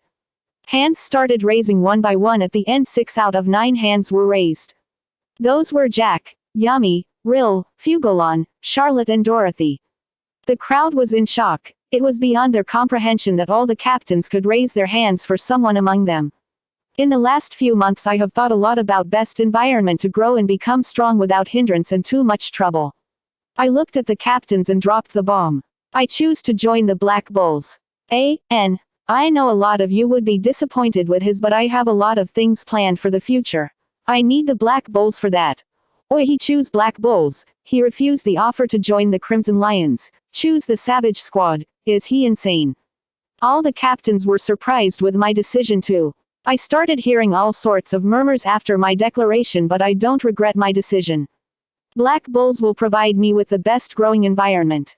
My growth won't be hampered. I will have freedom of movement, and moreover all black bulls already know me, so I won't have any problem in accommodation or making myself familiar with new squad members. Yami sure kid, grinning, welcome to the squad. Meanwhile the entire series of event was being broadcasted to the Wizard King. He sat in his office with Marx. I never expected that you would receive the legendary grimoire, Julian. I am excited to see what you achieve in the future, he thought. After all the selection was done, I collected my belongings and met up with Yami. Finally a person joined in normal and can do missions properly. Maybe now my pressure can decrease a bit, Finral thought as he cried of happiness. Why did you choose my squad, brat? He asked. Yami-san, you know my character. I didn't get to finish my line as he grabbed by my head. Who are you calling Yami-san, brat? It's Captain Yami. Yes sir, I shouted. When he grabs me by my head somehow I lose all power to retaliate. Oi Finral, make a portal to the base under 5 minutes or I'll kill you, ha. Hi Captain. Here goes standard Yami. When we reached the base, I witnessed the nostalgic scene of pure chaos with everyone shouting and destroying everything around. Sigh, they never change, but this is the place I feel the most comfortable. Stop breaking everything, shouted Yami and broke the wall again. We have our new squad member, welcome him. Julianne. Everyone screamed with delight. Vanessa. It was about time you finally joined the squad. Fufu, you big sister is so happy. Magna. Haha, another manly member. Luck. Now we can fight every day and try to kill each other. Gotch. Now I can keep an eye on you so that you stay away from Marie. Charmy. Yumu, someone who appreciates food. Gray. Gordon. Soft muttering, finally my best friend joined my squad. I am so happy, I even made a doll for you. Magna came forward and said, even if we are friends we have to follow our standard procedure of welcoming a squad member. Let's have a battle. Sure. Luck senpai, let's continue our last battle, I said. Let's go, I was getting impatient. Said Luck, creating sparks. Scene change. All of Black Bulls were standing in the backyard of the base with me and Luck on the opposite side. Let's see how much you improved from last time, said Luck with his devilish smile and covered his limbs with lightning reinforcement magic. I did the same and indulged in close combat. He went for a kick which I countered with a punch. He then made lightning thorns all around me which I destroyed with a red flame kick and formed a crater around me. Yami narrowed his eyes and thought, the property and color of his flames changed just like in the exam. How did this brat manage to evolve his magic so early? Single quote dot. After initial exchange we took out our grimoire and prepared our spells at the same time. Lightning creation magic. Orbs of destruction. Flame creation magic. Phoenix missile. Luck shot numerous orbs from his arms while I shot various small birds made of fire at high speed to counter all of them, creating an explosion. This spell was evolved form of flame bullets, adding more power and speed. When explosion cleared I was unharmed while Luck had some injuries. My spells turned to be stronger. Everyone noticed my grimoire and exclaimed in surprise, the legenday 4-leaf grimoire. Quote, they never expected to see the legendary 4-leaf grimoire appear in front of him, but they were glad that it was I that received that. 2 balls of flames formed in my hands as I shot them towards moving Luck, but instead of hitting like the fireballs exploded, from which emerged tendrils of flames forming a net trapping Luck. Luck struggled to break free that it when another blast of flames covered his body. Luck began laughing as lightning covered his entire body and created a sphere around him, releasing a wave of electricity destroying the net. Simultaneously Luck casted another spell, lightning magic, flickering, and went towards me, creating a blue after image on his path. I created a flame shield to slow him down and cast my spell. He kicked the shield and made a hole, but contrary to his expectations, his leg got trapped into the shield with thin strings of mana wrapping around his legs. I spread my mana all around and casted one of my strongest AoE spells. Fire magic. Eruption. A blast of condensed flames emerged from the ground like a volcano, covering 5-meter radius around me, with flames reaching the sky and incinerated everything around me and blasted Luck, who was stuck. This spell directly took away Luck's combat ability, making me the winner. I finally defeated you, I said by casting my healing spell on him. Although we had some light spars earlier but never fought seriously. Cough. Cough. Yeah, you have become stronger than me, but I will defeat you next time, said while standing. Next time don't destroy everything around you, shouted Yami. That was so manly, said Magna. With this you are finally a member of the Black Bulls, said Vanessa and put on the Black Bull's robe on me with her string magic. We enjoyed ourselves till midnight with Charmy's food and various stories about our lives. Vanessa opened a bottle of alcohol in this occasion. I drank alcohol for the first time, a little too much for which I would regret next morning. This was one of the places which felt like home. Few days passed since I settled perfectly in the Black Bulls. Life was going fine. I trained, got delicious food every day, did my part of cleaning and hung out with everyone. I received the room that I stayed the first day in the base years back. I began my job as a Magic Knights after getting familiar with the system after a few days. My days began with patrolling different areas or catering to requests people put through. The next type of work was escort missions to different parts of the country. Some of these escort missions even took 4 to 5 days. So far I enjoyed the escort missions as I got to enjoy the scenery and interact with different people. The respect Magic Knights received in small villages were huge. I always had one of the Black Bulls member with me in mission so I didn't get bored. So far I had the best friendship with Luck and Magna. We constantly competed in many things while doing missions, of course in a level that it doesn't hamper the mission or cause extra damage. Sometimes I received some training from Yami after I pestered him a lot. Every day I trained for at least 4 hours which included both physical, weapon and spell training. I gave every Black Bull member some mana control exercise which sister taught me. The dinner was always fun with everyone telling something new. A month after joining the Black Bulls I got my first investigation mission. Yami, Wizard King has assigned a mission, here are the details. Take Magna and Vanessa with you as others are busy. Communication devices with Magna in case of emergency. Good luck. Quote. I took the mission details and called Vanessa from her room and Magna who was training in the forest. In a small town of Common Realm, there were reports of people disappearing. Our job was to investigate the matter. We have to continuously fly for 2 days to pack some food, Magna said. So, you are going on that? I said by pointing at Magna's weird vehicle made of bones of mana beast he calls, Crazy Cyclone. Well, people have their preferences. Vanessa sat behind Magna because it was fun for her. I flew by using jet flames. On the way we took breaks as they didn't have so much mana to spare like me.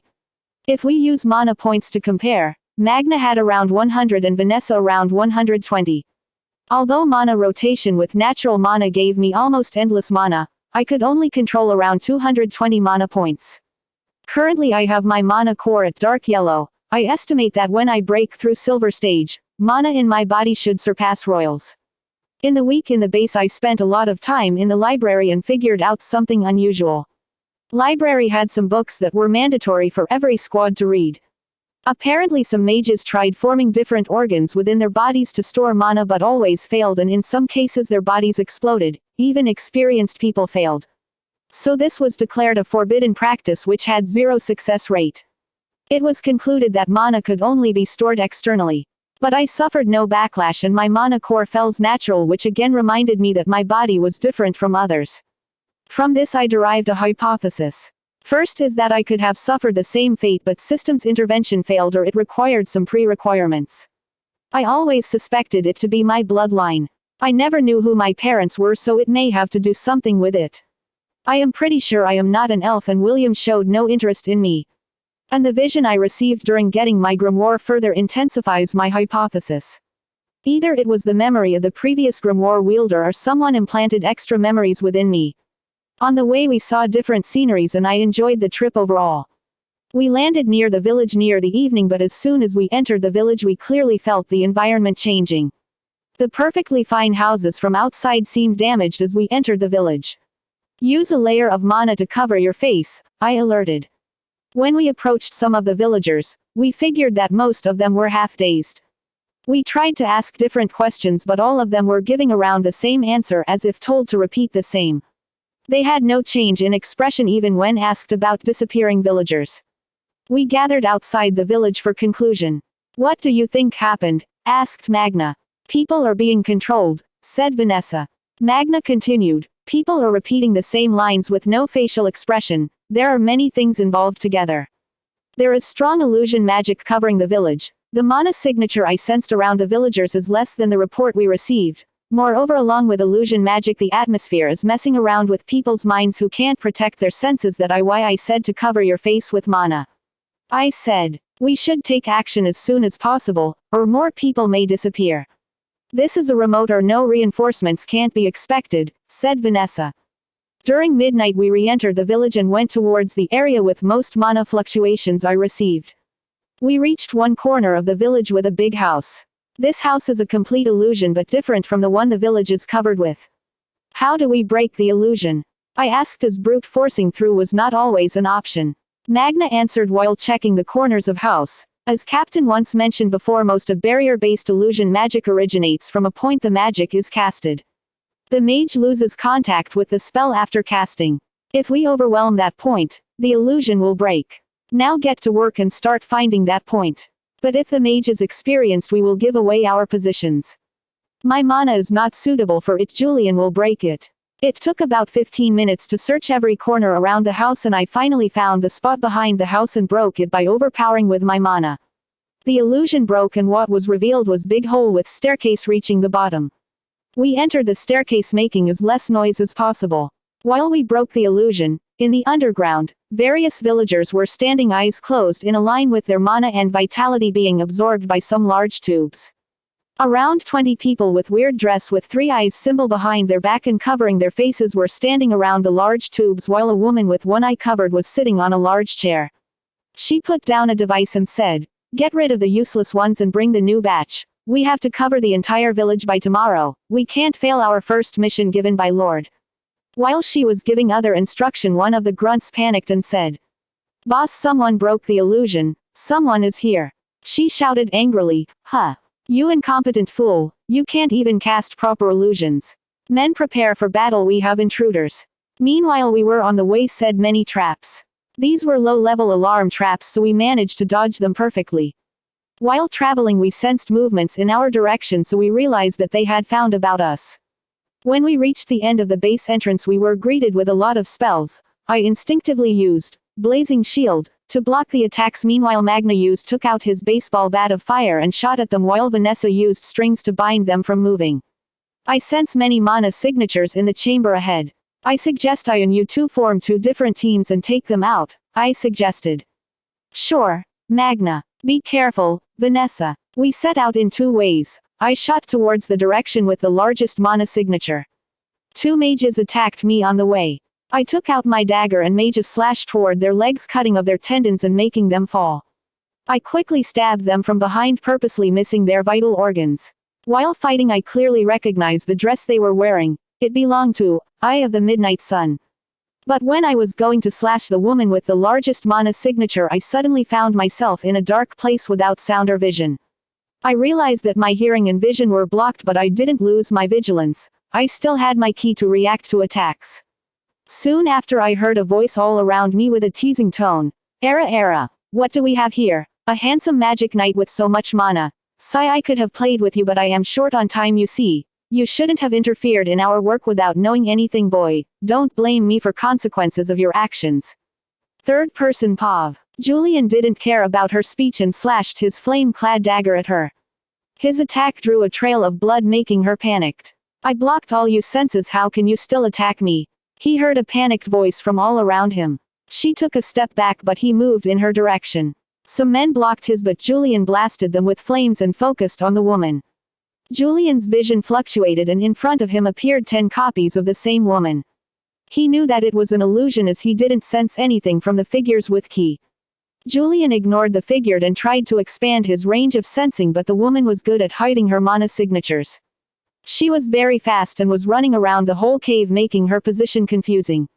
From the initial confrontation he figured that she initially blocked all the person's senses and used her voice all around him to confuse them and attack them with physical attacks while showing illusions. Julian's key detected an attack which he blocked as a shite emerged in front of him. Based on the direction of attack he fired a spell, but it didn't manage to hit anyone. If he was alone he would have incinerated the entire cave, but there were his allies along with the villagers he had to protect. Julian's key could easily sense her attacks if she was nearby. The only downside to his key was that he lacked range. Julian didn't learn Mana Zone, so he couldn't sense her location far away from her. He don't want to waste more time as he doesn't know whether Magna or Vanessa would be able to react to her attacks. His vision and hearing is blocked so he can't confirm their situation. How frustrating, he muttered. With Magna and Vanessa. This chick is hot. Why don't we have some fun after we are done? Boss should allow it, right? Mage 1. Shut up and focus here first. Mage 2. Vanessa found herself surrounded by 7 people. She looked ahead and found 2 men approach Julian, but Julian overpowered them. Looks like I have to work hard. Can't make him do all the work, can I? Vanessa hardened her strings and jumped in the air while covering a mage who was near her from head to toe. Magna shot created a bat with fire and began shooting fireballs at the enemies, but one of them had water magic, so his attack was neutralized. One of them had ground magic, which created spike directly beneath Manga to impale him, but Magna kicked the ground with reinforcement mana while thin strings of mana formed around his hands holding the mage which came from behind him. Magna had the least amount of mana out of all the Black Bulls, so he continually tried creating spells that could cost less mana. The strings of mana was him trying to copy Vanessa's magic. Strings took very less mana, but the effect ranged from holding enemies, grabbing thing, or melting the skin of the enemy, with the condition that they did not surpass basic reinforcement magic.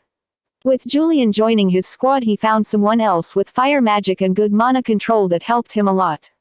Magna focused on the mages and the temperature of the strings increased and melting the skin of the mage. The mage screamed in pain but hit on the head with mana-clad punch by Magna, making him faint. Sensing danger, Magna dodged a rock spike that emerged from the ground, followed by bullets of water. Magna looked all around and found Vanessa was fighting someone with speed-type magic who could cut down her strings. Due to the large no of opponents, she was having a hard time dodging. This is bad. If I increase the range of my intensity of the attacks, the villagers would be harmed, he thought. With no other choice, he shouted, "Vanessa, help me move the villagers in a corner first." Both of them jumped towards the villagers and enveloped as many villagers as possible. String magic was Vanessa's natural magic, so she could cover almost all the villagers. As they started moving, the enemy mages didn't stay idle and started showering with spells at them. Magna dropped the villagers and created an explosion near them, creating smoke and blocking their view. After they successfully moved the villagers to a corner, strings came out from the ground, creating a dome around them. This was the least protection Vanessa could give them. But all of a sudden Magna's vision and hearing went blank. Vanessa saw the attacker and dodged while moving Magna away. A woman who was running through the walls jumped towards Vanessa with a knife, but strings blocked her path. Vanessa realized that she could not get hit by her attack as Magna stopped moving after coming under her spell. Vanessa captured another mage, making him take the hit of the woman. Due to experience in battle, Magna knew either he was in an illusion or someone blocked his sense. "Vanessa, if you can hear me, attach your strings around me. Someone blocked my senses. You are my only option." Magna created a bat of flames and waited, and as expected he felt strings attaching to his body and making him swing his bat forward. Strings emerged from the feet of Vanessa which got attached to the walls, making her maneuver and dodge attacks freely while helping Magna. As soon as he felt the bat hit something, he increased the input of flames, causing an explosion from the bat for extra damage. "Ah, damn you bastard!" A mage cried out by Magna swinged his bat harder, smashing the mage to the ground. The water mage attacked again, but Vanessa was successfully able to move the mage. Although Magna didn't master Ki, he could somewhat sense the direction of the spell, so he started spamming fireballs at him, exploding the mage. But there was a problem. Magna was getting out of mana to spare. He has to keep some reserved mana if things go too downhill. Vanessa, who focused on Magna, got careless for a second, got hit from behind and cried out in pain. Julian thought of every possible way to resolve this situation. In the moment of desperation, his grimoire shined and words began to visible on its pages, providing him with a spell whose description didn't fail to surprise him. Flame creation magic. Arrow of Destiny. An arrow that will hit the target anywhere around 1 kilometer who has been marked with mana signature. That's broken. Quote. He quickly summoned 10 arrows. They shined with blood red light, much different from the reddish-yellow arrow he normally used. He thought of the woman and sent the arrow at a random direction. The cave lost its light for a moment, and the only thing visible was his arrows that zoomed through and pierced the abdomen of the woman, earning a painful grunt, making her drop on the floor. Red flames from the pierced arrows directly burned away a large chunk of her mana. His vision returned the moment she dropped on the floor. He surveyed the surrounding and found half of the men defeated, but Magna and Vanessa were in a pinch. Flames burst out from his feet, talking him closer to them nearly instant. Flame creation magic. Phoenix missile. Small explosives in the shape of birds blasted the mages. Some mages tried to defend, but they found that red flames covered their body, draining away their mana and burning their skin. As soon as all the mages were marked by his mana, he fired his new spell again. Flame creation magic. Arrow of destiny. Blood red arrows formed around Julian, piercing every mage in the abdomen and various parts of the body. One by one all the mages dropped on the floor, solving the case for now. Julian Pav. Getting your vision and hearing blocked is not a pleasant experience. Although I trained blocking my vision, but in a time where lives are at stake is dangerous. Seeing the situation, Magna was most probably under that woman's magic too. Vanessa and Magna enveloped me in a hug. You came at the right time, we were in a pinch, said Magna. Big sister would rewards you after we are gone with this, said Vanessa. Sure, but let's deal with them first, I said. We regrouped and restrained them with restraining magic. There are 2 mages missing. The total mages I counted was 20, but there are only 18 here, I said. There must have been a spatial mage among them, said Magna. I hope they don't call for reinforcements, said Vanessa. We approached the villagers while casted Phoenix Robe on both of them. Though the machines stopped absorbing mana, the villagers were still half-dazed state. We checked the condition of the ones who were lying around. Most of them were unconscious, but some of them died. Both of my teammates didn't react much, as they had seen death before. Fate was really cruel to them. I don't know if those machines only absorbed mana or not, but I hope they can regenerate the mana absorbed. They already have less mana, and losing the 2 would be too devastating. We escorted them outside the cave. After that we started taking out the machines we found. We were halfway through when the woman regained consciousness. No, this can't be happening. Lord trusted me with this mission. You made me fail. I will kill you all, she shouted while her covered eye got brighter and brighter with mana gathering in that place. I had a bad feeling about this. Get near me as soon as possible, I shouted while moving back. All villagers were escorted outside, so the cave was empty. I deployed the complete form of blazing shield, creating a dome around us. Her eyes shined with a light illuminating the cave and her body exploded, releasing shockwaves sliding us few meters back. The explosion killed all the men along with the woman splattering body parts all around. My shield blocked all the shockwave, making us unharmed. Seeing the body parts splattered all over made me a little nauseous. No matter where I go, life is fragile. One moment it's there, the other moment it's gone. Thank God we have you, Julian. We could have been fatally injured by this, said Vanessa. Phew, that was dangerous, exclaimed Magna. The power behind the explosion was enough to turn us not so different from the dead people laying there. The explosion destroyed all of the machines in the cave, releasing a lot of mana into the surrounding. I was relieved that this place is away from mana beasts, or else hundreds of them would have rushed here to feed on the mana.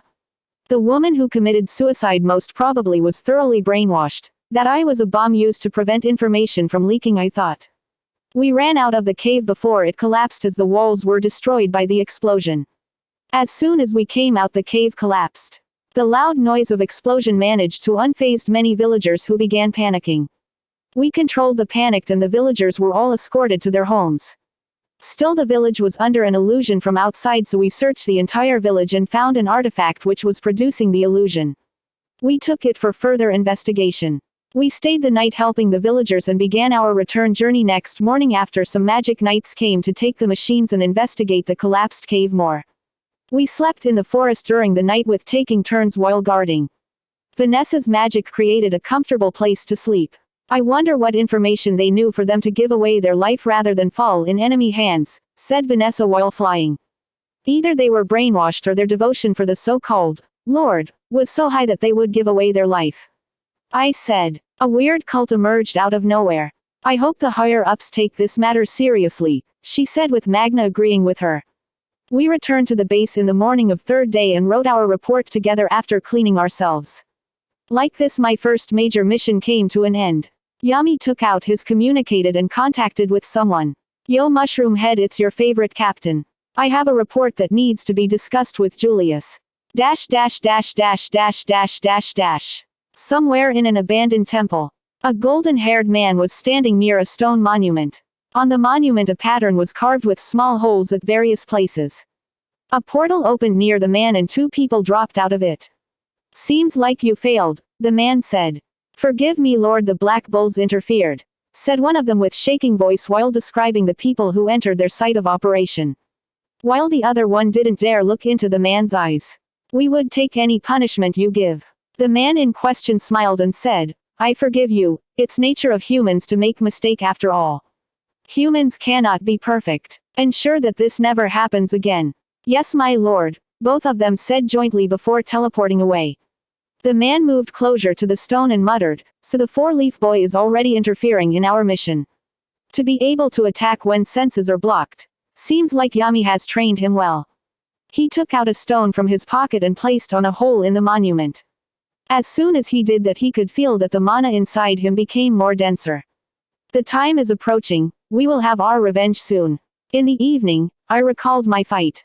I lacked the ability to sense the exact location of enemies a bit far away from me during battle, but that can be covered when I grasp Mana Zone.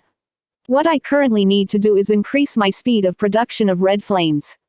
Its power is impressive, but it will of be no use if it can't be used properly in battle. I have been using my dagger for a long time and I don't want it to break, as it was a gift from sister, so I use daggers made from hardened mana for general battles. So I have decided to improve my mana hardening to improve its sharpness. Moreover, it's time for me to start making wings of solidified mana. It can be used for flying more comfortably and can be used in battle as both offense and defense. For the next 2 days I practiced making mana daggers of different shapes, sizes and sharpness till Yami called everyone.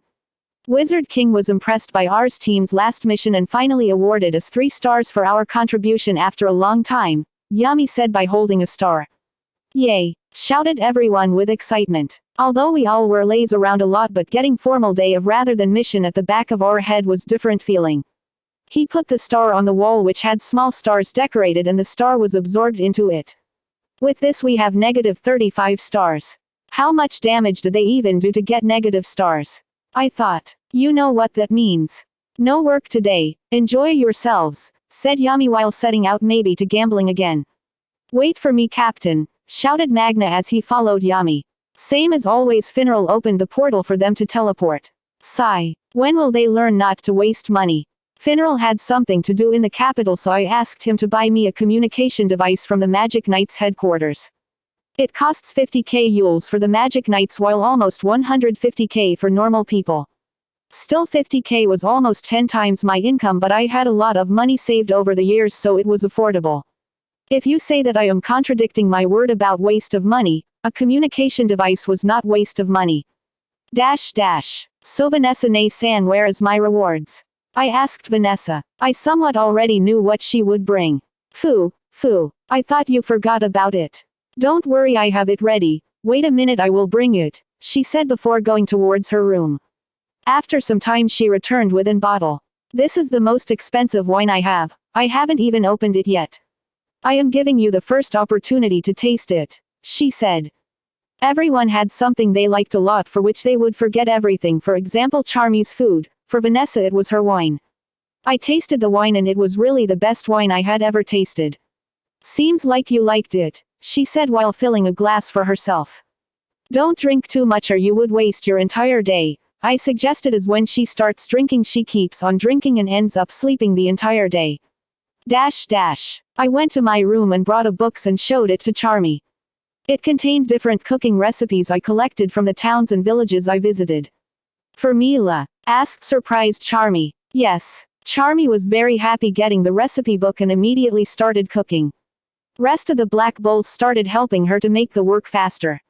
As the Black Bulls base in the middle of a big forest, we have a lot of space for various things. Charmy had planted a lot of different vegetables by clearing trees around the area. We plucked the required vegetables and started chopping them. And damn, her cotton magic is useful. It takes the already tasty food to a whole new level. I had become a fan of her cooking when I ate her food for the first time. After that I asked her to recreate some of the dishes I remember from my previous life. Her food can replenish mana and stamina by a lot. That means she won't run out of mana and energy as long as she keeps eating. But only I know that behind that fluffy sheep that makes delicious food is a dangerous wolf ready to devour everything around. While we were eating, tears started dropping from the eyes of Luck. Where did you get this recipe from? He asked. The town of Nurin. This is the dish my mother often used to make in my childhood. I thought after her passing I would never be able to taste it again. Then you both for making this dish for me, thank you. Mention not. We are always here for you, I said. Although you are not Marie, but I would always be there for you, said Ghosh. Like Luck, Ghosh also had a hard childhood without parents, so he knows his pain. Although Luck never mentioned, but we all knew his story from Yami or Magna. Seeing Luck, who always smiles, now shedding tears, broke out hearts. We gave Luck some space to compose himself and encouraged him. After eating a lot, I carried a plate of food throughout the base and finally found a room after searching for some time. Inside the room laid a man on a bed. Beside him was the robe of black bulls. Henry Senpai, I brought you some food. A. H. H. J. U. L. Ian Kunda. N.K. U. Very much, said Henry, who was resting on a bed with long and messy hair reaching his legs. I kept the food near his bed and sat beside him. He started absorbing my mana to move and sit properly. I had knowledge of the story till the end of Elf Saga, so I knew the Black Bull's base was house of a person who was cursed. He was son of a noble who was abandoned after being cursed. I tried finding the reason a person can get cursed, but there is no mention in any books. Even there is no information about dwarfs. It is only known that they were races that were present once in the past, like the elves. Henry, who is the original owner of the base, can control the base to repair and rearrange the rooms or make the base a giant bull-type structure to fight. His body is so frail that he cannot move from his bed without taking mana from others. He was cursed during his childhood, which made his body only survive by absorbing others' mana. Although nobody knows about him except Yami and me, there is always someone that stays in the base, so Henry keeps getting mana. I met Henry by chance few years back, by chance when I first came to the base. I didn't have that much control I have now, so he completely emptied all my mana reserves. Today our squad received stars after a long time, so Captain gave us some free time. I made some small talk and gave him half of my mana reserves and went to sleep in my room. If someday I learn to burn away curses with my flames, I would surely dispel his curse. The next few days I spent training, sparring and reading books in the library. I sometimes counseled Luck about trusting his companions more so that he doesn't lose himself. I know he still has his trauma about his mother's death, so I always encourage him. Luck Voltia was child between a commoner and a noble. His mother was a commoner of Yvonne village in Common Realm who married into the noble house. Shortly after Luck was born, he and his mother were abandoned. Luck was very fond of his mother's smile, so much so that he was ready to do anything for her. She always wanted him to be tough for his better future, and when she found that he was strong and inherited his father's mana reserves, she encouraged him more to win. That made him a battle maniac who always liked to fight while smiling. But everything went downhill when his mother died of illness. He was completely broken after his mother's death and forgot to feel every emotions. So broken that he didn't even realize he was smiling at his mother's grave, repeating, "I will never stop smiling for you, mother, I will keep winning for you." Later he participated in Magic Knight's exam and almost got disqualified for nearly killing the opposite candidate. He was rejected by every squad except Yami, who gave him a family. Here he met Magna, who was his first true friend who he trusted. Slowly he started feeling emotions after experiencing feeling of a family, but still less than a normal person. As his squad member, it was one of my responsibilities to help him. I heard Gordon's story too. His family specializes in curses and poison, who are often hired for non-ethical works. Gordon couldn't bring himself to harm innocent people, so he left his home in search of what he truly wanted and met Yami to offered him to join his squad. Almost everyone here has a backstory: abandoned, neglected, hated, etc. Yami provided all of them a place they can call home and family. In the Magic Knight's headquarters, 9 people were sitting around a long table. They were all the captains of the 9 squads of the Magic Knights. None of the captains except Yami and William knew the reason behind the meeting. All the captains can be seen doing various things while waiting. Fugolian was sharing his experience regarding the work of captain with Rill as he became a captain a few months ago. Nozel could be seen eyes closed and trying hard not to listen to anyone's blabbering. Dorothy is asleep as always. Charlotte is taking a few glances at Yami when he is not looking. Jack is telling something to Yami, who is sharpening his sword. It's doubtful that if Yami is even listening. Gildray is calculating how much profit he made recently. Lastly, William is watching everyone with a fascination. Although Rill didn't take his mana reinforcement to Grandmaster level, but his unique magic and attack power together with his records was enough to make him a captain. If that was not enough, Wizard King was pressurized by the king to make him a captain. Although Wizard King is the head of the Magic Knights, the royal houses have a lot of power, especially the Kira house, in the decision-making of the Magic Knights. Almost all the captains believe that the captain of Purple Orca became captain with unhanded methods. Rill is considered one of the youngest captains in history, becoming a captain at the age of 18. Unlike Yami, whose magic is purely attack-based, Rill's magic is very versatile. A magic that can make everything within Rill's imagination real is not simple. But all the captains are unsatisfied with the childish behavior of Rill. People like Yami and Jack doesn't interfere with the working too much, while Nozel doesn't care unless it involved him. Footsteps reached everyone's ears and all of them stopped what they were doing. Even Dorothy opened her eyes. Two people entered the room as every captain stood from their seat and greeted them. They were the Wizard King Julius and his assistants Marx. Julius returned the greeting and told them to sit down.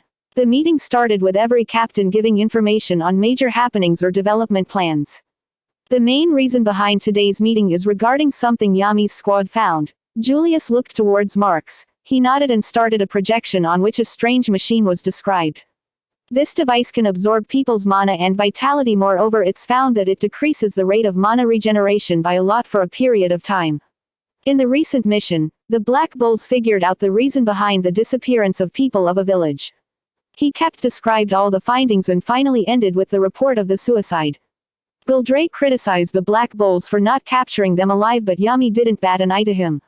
Nozel looked towards the report and thought, it was Yami that recruited the four-leaf grimoire, right? If he managed to change the Black Bulls a little, I might think of sending Noel there. Yami felt a gaze and looked towards him, so he turned to look, but Nozel had already retracted his gaze. Why is the silver head staring at me like I kidnapped his pet? He thought. Well, whatever. The sooner the meeting ends, the sooner I can go home and take a dump. Julius continued, I want all the captains to investigate this matter further and make sure to find the true goal of the cult. That's it for today. Dismissed. Quote. Midnight. In the captain's room of the Golden Dawn base, William Vengeance was sitting on his chair. He removed his mask as his hair started growing longer with his scar completely gone. Soon a black portal opened near him in which he dropped a letter.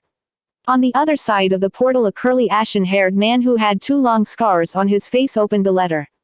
In front of him stood a group of people who stood their eyes closed while their mana was being drained. He looked towards his partners and announced, there is news of Licht Sama, attracting everyone's attention. What is it, Valtos? Quote, we have to lay low for a while as captains got informed about our work. There is no change in plan for collecting rumors about the beasts. Quote, William looked at a piece of paper and thought, Undine is out of bound, the location of Earth Spirit is unknown. Fire Spirit, Water Spirit and Lightning Spirit are obtainable, but the location is a problem. Time to contact the underworld. Those greedy humans would do anything for money and fame, forgetting their moral values. Humans have always been like this. Somewhere in the Grand Magic Zone, few cracks could be seen on a big rock. The cracks kept intensifying every minute, and finally all the cracks joined together and formed a giant hole in the rock. The pitch-black entrance released wild mana around it, making plants that were never seen before grow around it. In the Witch Forest, Witch Queen opened her eyes and muttered, so the time has finally arrived. In a room within a giant castle, a man could be seen sitting on a chair made of gold. The man has blonde hair and a star mark on his forehead. He is the 28th Wizard King Julius Novacrono, the strongest mage of Clover Kingdom. The door to his chamber opened and man with blue hair and mushroom haircut entered with a report. He was Marx, the assistant of Wizard King. Julius read through the report and said, tell the following captains to send some of their members and be sure to include that four-leaf grimoire boy. This dungeon is near the Clover Kingdom, so other nations would probably not interfere. As you command, said Marx as he exited the chamber. An interesting dungeon. Let's see, Julian, what else can you show me, thought the Wizard King. Julian Pav. My control of solid flames have increased a lot. I have been sparring with luck regularly with only mana daggers. I got hurt a lot but production and quality of it increased. The power of the daggers increase a lot if I use higher flames but the speed of creation decreases as controlling the red flames is very hard. A few days ago Yami beat the shit out of me because I was pestering him too much to spar with me. I will make sure not to piss him off too much next time. While I was training in the forest around the base, I sensed mana fluctuation around me and surely a portal opened near me and finally his head out from the portal and said Yami is calling me. I entered the hall and saw everyone waiting. Yami stopped smoking and said, a new dungeon has opened and Wizard King wants our squad to participate in exploration. Sigh, this is troublesome. Julian, go and take Finral with you. What, me? No, I will die there. I don't want to die so early, Finral cried. You will go or else I will kill you myself. Yami looked Finral dead in the eyes. Finral reluctantly agreed to go but I was pretty excited for my first dungeon dive. Luck wanted to go but Yami had other mission for him. There are many types of dungeons and almost every dungeons were made by ancient mages. The first type was when a powerful artifact or source of power created and abandoned. The artifact influences its surroundings and gives rise to a natural dungeon. Wild plants or animals make lair near this artifact and evolve themselves with its aura. This creates a natural ecosystem around it, making it isolated from outside world. This type of dungeon is generally found in extreme ecosystem like inside a volcano or underwater with minimal human interaction. The second type is treasure dungeons. These dungeons are built in separate dimensions. When ancient mages wanted to protect or pass on treasures, knowledge, artifacts, money etc. to future generations. These dungeons have a lot of traps. But over time the ambient mana inside the dungeon may give rise to natural traps and new species of mana beasts. The beasts start to pour out of the dungeons if the dungeons is kept unclear for long, causing havoc. The last and most dangerous type of dungeon is inheritance dungeon. These dungeons were also in separate dimensions but their difficulty is more than the other two. These were built by ancient mages who wanted to pass on some of their powers to a specific group of people. These dungeons had different chambers with different trials and by passing trials can one reach the final room. Here lied a treasure guardian made from mana and by defeating it can only the power be accessed. But the treasure is a gamble as the power has its own will, it may or may not choose the dungeon clearer. For example, if the reward provides a boost to fire mages then only if a fire mage clears the dungeon would receive the reward. When the main treasure or artifact is brought of the dungeon, the separate dimension may collapses. It generally happens for the latter two types but not for the first type. The dungeon we were going was the inheritance type dungeon. It was differentiable from others as I released more mana into the surrounding than the others. The next day I and Finral went towards the direction of the dungeon. It took some time to reach as Grand Magic Zone often messed with our mana control. The dungeon entrance was a large black hole on a giant rock. There were different colored plants and mesmerizing flowers all around it which were said to be extinct hundreds of years ago. Near the entrance were 2 members of Golden Dawn, 3 of Purple Orca and a spatial mage from Crimson Lions. The only people I recognized were David and Latois from the Golden Dawn. The dice magic user and the woman with compass magic who fought with Noel and Nozel in the Elf Arc. Look, the savages are here, said one Purple Orca. David just smiled and Latois said by turning towards us, we would like to go in a separate path in the dungeon, but if we came across the same trial some help would be appreciated. This was acceptable as most of the time there are a lot of different paths that take to the last room. Unlike the Purple Orca members who didn't lie to us being here, the feelings I sensed from the Golden Dawn members showed that they had no problem of us being here. The spatial mage from Crimson Lions was responsible for taking us back after exploration or send support if the dungeon was too difficult. Sure, let's not waste time and enter, I said ignoring the Purple Orcas.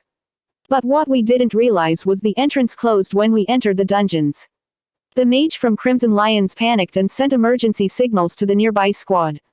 As soon as I entered the dungeon, I was hit with a feeling I cannot describe.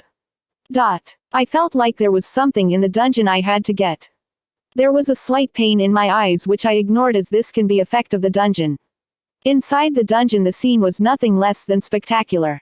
Trees around the height of 20 meters all around. Small floating landmasses, occasional chirping of birds and insects, the whole thing gave a vibe as if we were back in the prehistoric era. I and Finral set out in a direction different from others and found a lot of different trees and animals which resembled dinosaurs quite a bit. I tried killing some but their corpses turned to ash and got mixed into the soil almost instantly. I felt like every time we came across a giant dinosaur, a part of Finral died due to fear. He looked towards me as if to ask why I was having so much fun while he was near to have an heart attack. I ensued that no insect bit as those tiny things most of the time contained deadly poisons. We kept walking but after a while we found ourselves in the same place from where we began. The same thing happened to all the people. Finral, try creating a portal outside, I asked. He tried few times but failed, but when he tried creating a portal near us it worked. So the place is isolated till we retrieve the artifact, I thought. All of us decided to move in the straight direction. After walking for a while we came across an entrance similar to the one we used to enter the dungeon. This was the only entrance since we entered the dungeon. When I and Finral entered the dark entrance, my vision got filled with darkness and I felt the pain in my eyes increasing. As my vision cleared I found myself in a new area with grasslands expanding infinitely no end, but Finral was nowhere to be seen. I turned to look for the entrance but it had disappeared. I waited for some time. Soon a new portal opened but it was not Final who came out of it. It was Latois, the woman from Golden Dawn with yellowish green hair color. She was surprised to see me in place of her teammate. Where are the others? She asked, being a little worried. I think the trial chose us at random. Most probably others were separated too, I said. It's better we cooperate for now. My name is Latois and my magic is compass magic. I can produce needles of compass for attacks and compass field for defense. What's yours? She asked. My name is Julian. I am a fire mage. I can use fire for wide range as well as short range attacks. We decided to explore the area for a while but we found nothing except grasslands, but we figured that all that we were seeing none of them were real but made of mana. I tried burning the grass but new grass immediately replaced those that were burnt. After a while mana started gathering over our heads and words started forming. Welcome to the trial. If you want to pass the trial, survive for 1 hour. Soon after mini earthquakes started to shake the ground as the message disappeared. I looked around and found small dots that were getting visible and getting larger. Did you reach the same conclusion as me? She said with a worried face. Yes, we have to survive the onslaught of magical beasts, I said while grinning. Through her key I could feel that she was confused as to why I was smiling seeing the mana beasts when I should be worried. Sorry to say miss, but I wanted an opportunity to cause mass destruction. It was first time in a while I could go all out without being worried about destroying ecosystem of that area. I sensed that there is not mana in the environment here to absorb and I have to depend on my own reserves, but I was not worried as I had a lot of mana to spare. Soon the figures of magical beasts started appearing and I was surprised to see the seer variation of beasts. Swift eagles, saber-toothed tigers, giant bears, black-maned lions, etc. running towards us. I released all restrictions on my mana and said, I will take the frontal assault while you attack the ones I missed. Good luck, and flew towards them without waiting for her reply. The amount of mana I was emitting didn't fail to shock her. As the weak species were in the front I decided to get rid of them altogether. I sucked a lot of air and used my latest spell which I don't get to try much. Fire magic. Great fire annihilation. I breathed a tsunami of flame covering 1/4 of the species. Those huge flames destroyed everything in its path creating a black burned area. Now time for fried chicken. I flew towards the pack of giant eagles twice my size with daggers made from mana in both of my hands. The eagles started charging mana in their beak but I didn't allow and tore thought the eagles in the front. The eagle at the back's charged beam of electricity which I tanked with my blaze shield. The more I killed the more I realized that the beasts were made of pure mana which could be absorbed by my mana core. So I absorbed mana of every beast I killed pressuring my mana core. This was a good chance to try out a spell that I was developing earlier. Mana condensed around my back and started forming orange wings with each distinct feathers made with hardened mana. I started using these wings as weapons along with my dagger for onslaught of birds and sometimes shooting feathers and projectiles. The wings were not stable yet and just made from normal flames as the spell was not complete yet. After slaughtering the birds I released flames all around me and dived towards the middle species by rotating at high speed. My rotation along with wild flames all around me created a tornado of flames sucking everything towards it. I could see the 2 new spells were getting engraved into my grimoire along with its mastery level. Flame Hurricane proficiency 40%. Flare Wings, proficiency 30%. ... Meanwhile Latour was dumbfounded by the destruction I was causing. How can someone be so strong at such a young age? He can fight even better than the nobles I know and his mana is off the roof. For a commoner it doesn't make sense.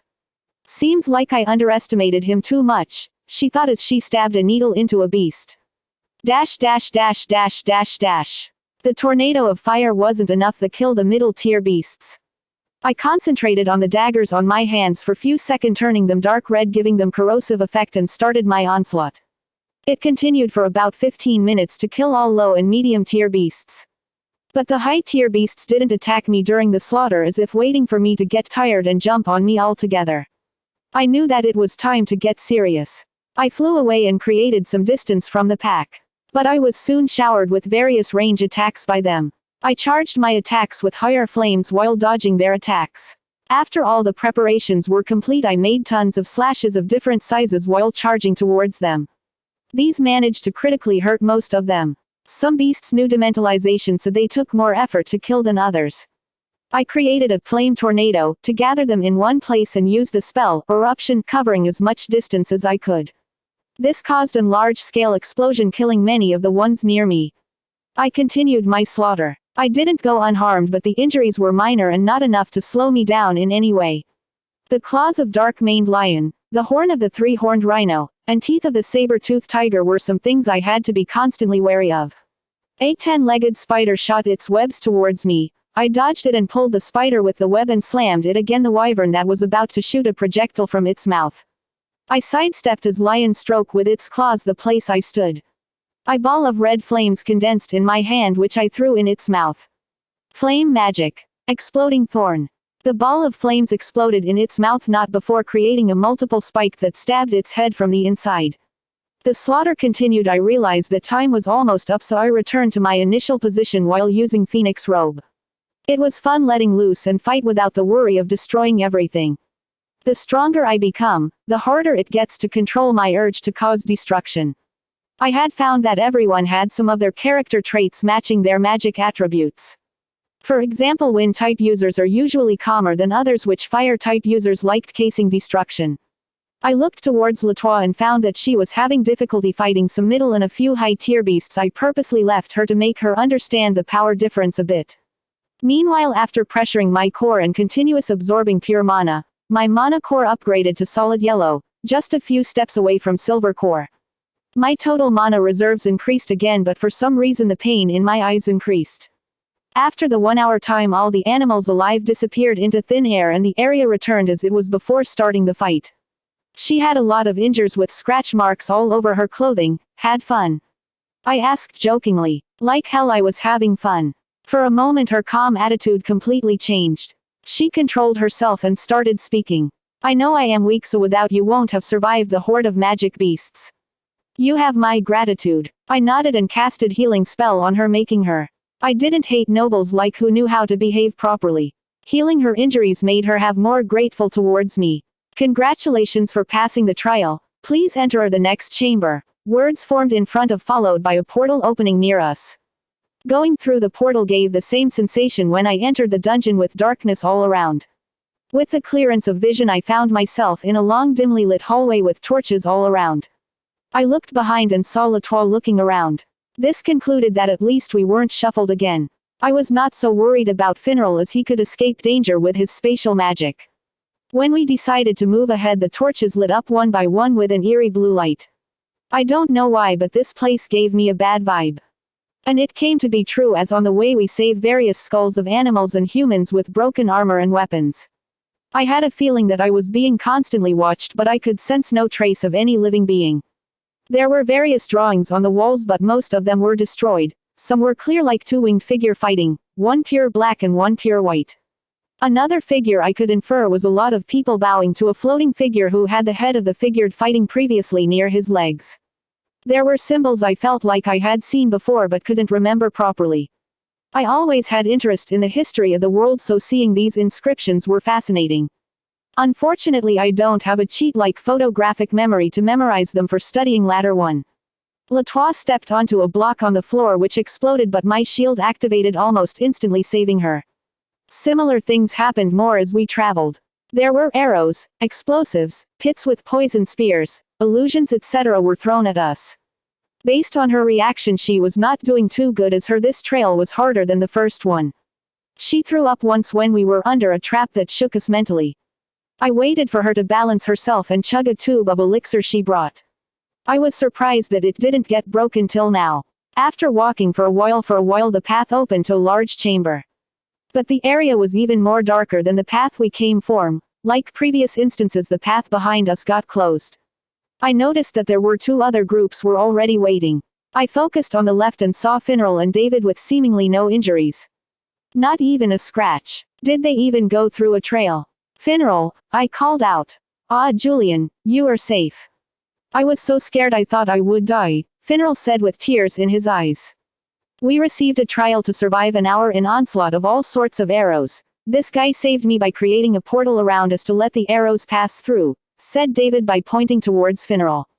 That made sense. Spatial magic can be used as an ultimate defense in case of emergencies. At least Finral didn't try to run because he was too scared. What about the second trial? I asked. What second trial? Wasn't this the second trial? Said Finral. Wait a minute. They didn't go though the second trial. I asked about their journey and he told that they both teleported here after their trial was over. They didn't go through any passage or hallway. Strange. The only conclusion I could come up with is that the number of trials were based on the total team after shuffling. The calculation should have been done based on the performance of the first trial. I focused on the other 3 members with tattered cloths with some injuries. Tisk, the savages are alive and I thought the share would be less, said one of them, successfully pissing me off. As long as they don't interfere in my way I wouldn't do anything. When all of us gathered in one place, the torches lit up around a structure not far from us, making visible a tall pyramid-like structure on top of which floated a black orb with the entire pyramid filled with gold and gems. The floor around the pyramid had small statues made of animals made of different type of gemstones. But the area still remained dimly lit except the structure. I looked back and saw the entrances were gone. I felt my body reacting to the object as if indicating to grab that as soon as possible, especially my mana core. It took every bit of my willpower to control my urges and introspect the situation. Even if that's reward, but whereas other trials then, this shouldn't be so quickly. This was an inheritance trial then, whereas the room guardian, whose bones were those? Why it feels like we are being watched. All sorts of questions lit up in my mind only to reach the conclusion that the rewards were trap. So I warned the others to wait for some time before rushing. But greed took over the members of Purple Orca, finding so much gold in open, and they ran towards the pyramid to take the treasure before anyone else. There is something wrong with this area. Don't rush ahead, the floor guardian hasn't appeared yet. That may be a trap. Quote. I warned loudly. They ignored me and started picking up the jewelries. See, you black bulls are just scared cats, and Golden Dawn are nothing without your captains. Taking words from a black bulls, shame on you. We are not sharing anything as we got here first. Quote. Soon a chill went through my spine, but it was too late as the member didn't get to finish before being squashed like a tomato by something. Move back, shouted. The other Purple Orca member was too petrified to do anything at that point before half of his body was gone. The last member was a spatial mage who nearly avoided death by teleporting to one corner. As soon as blood reached the pyramid, all the lights in the area lit up, making everything visible. But the thing we saw made everyone's face pale.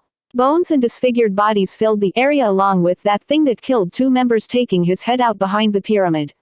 That thing was a giant wingless dragon. Based on its features, it is one of the extinct species in the top of the food chain, one of the strongest ancient dragons, Xenogre. It was about 6 times about my size.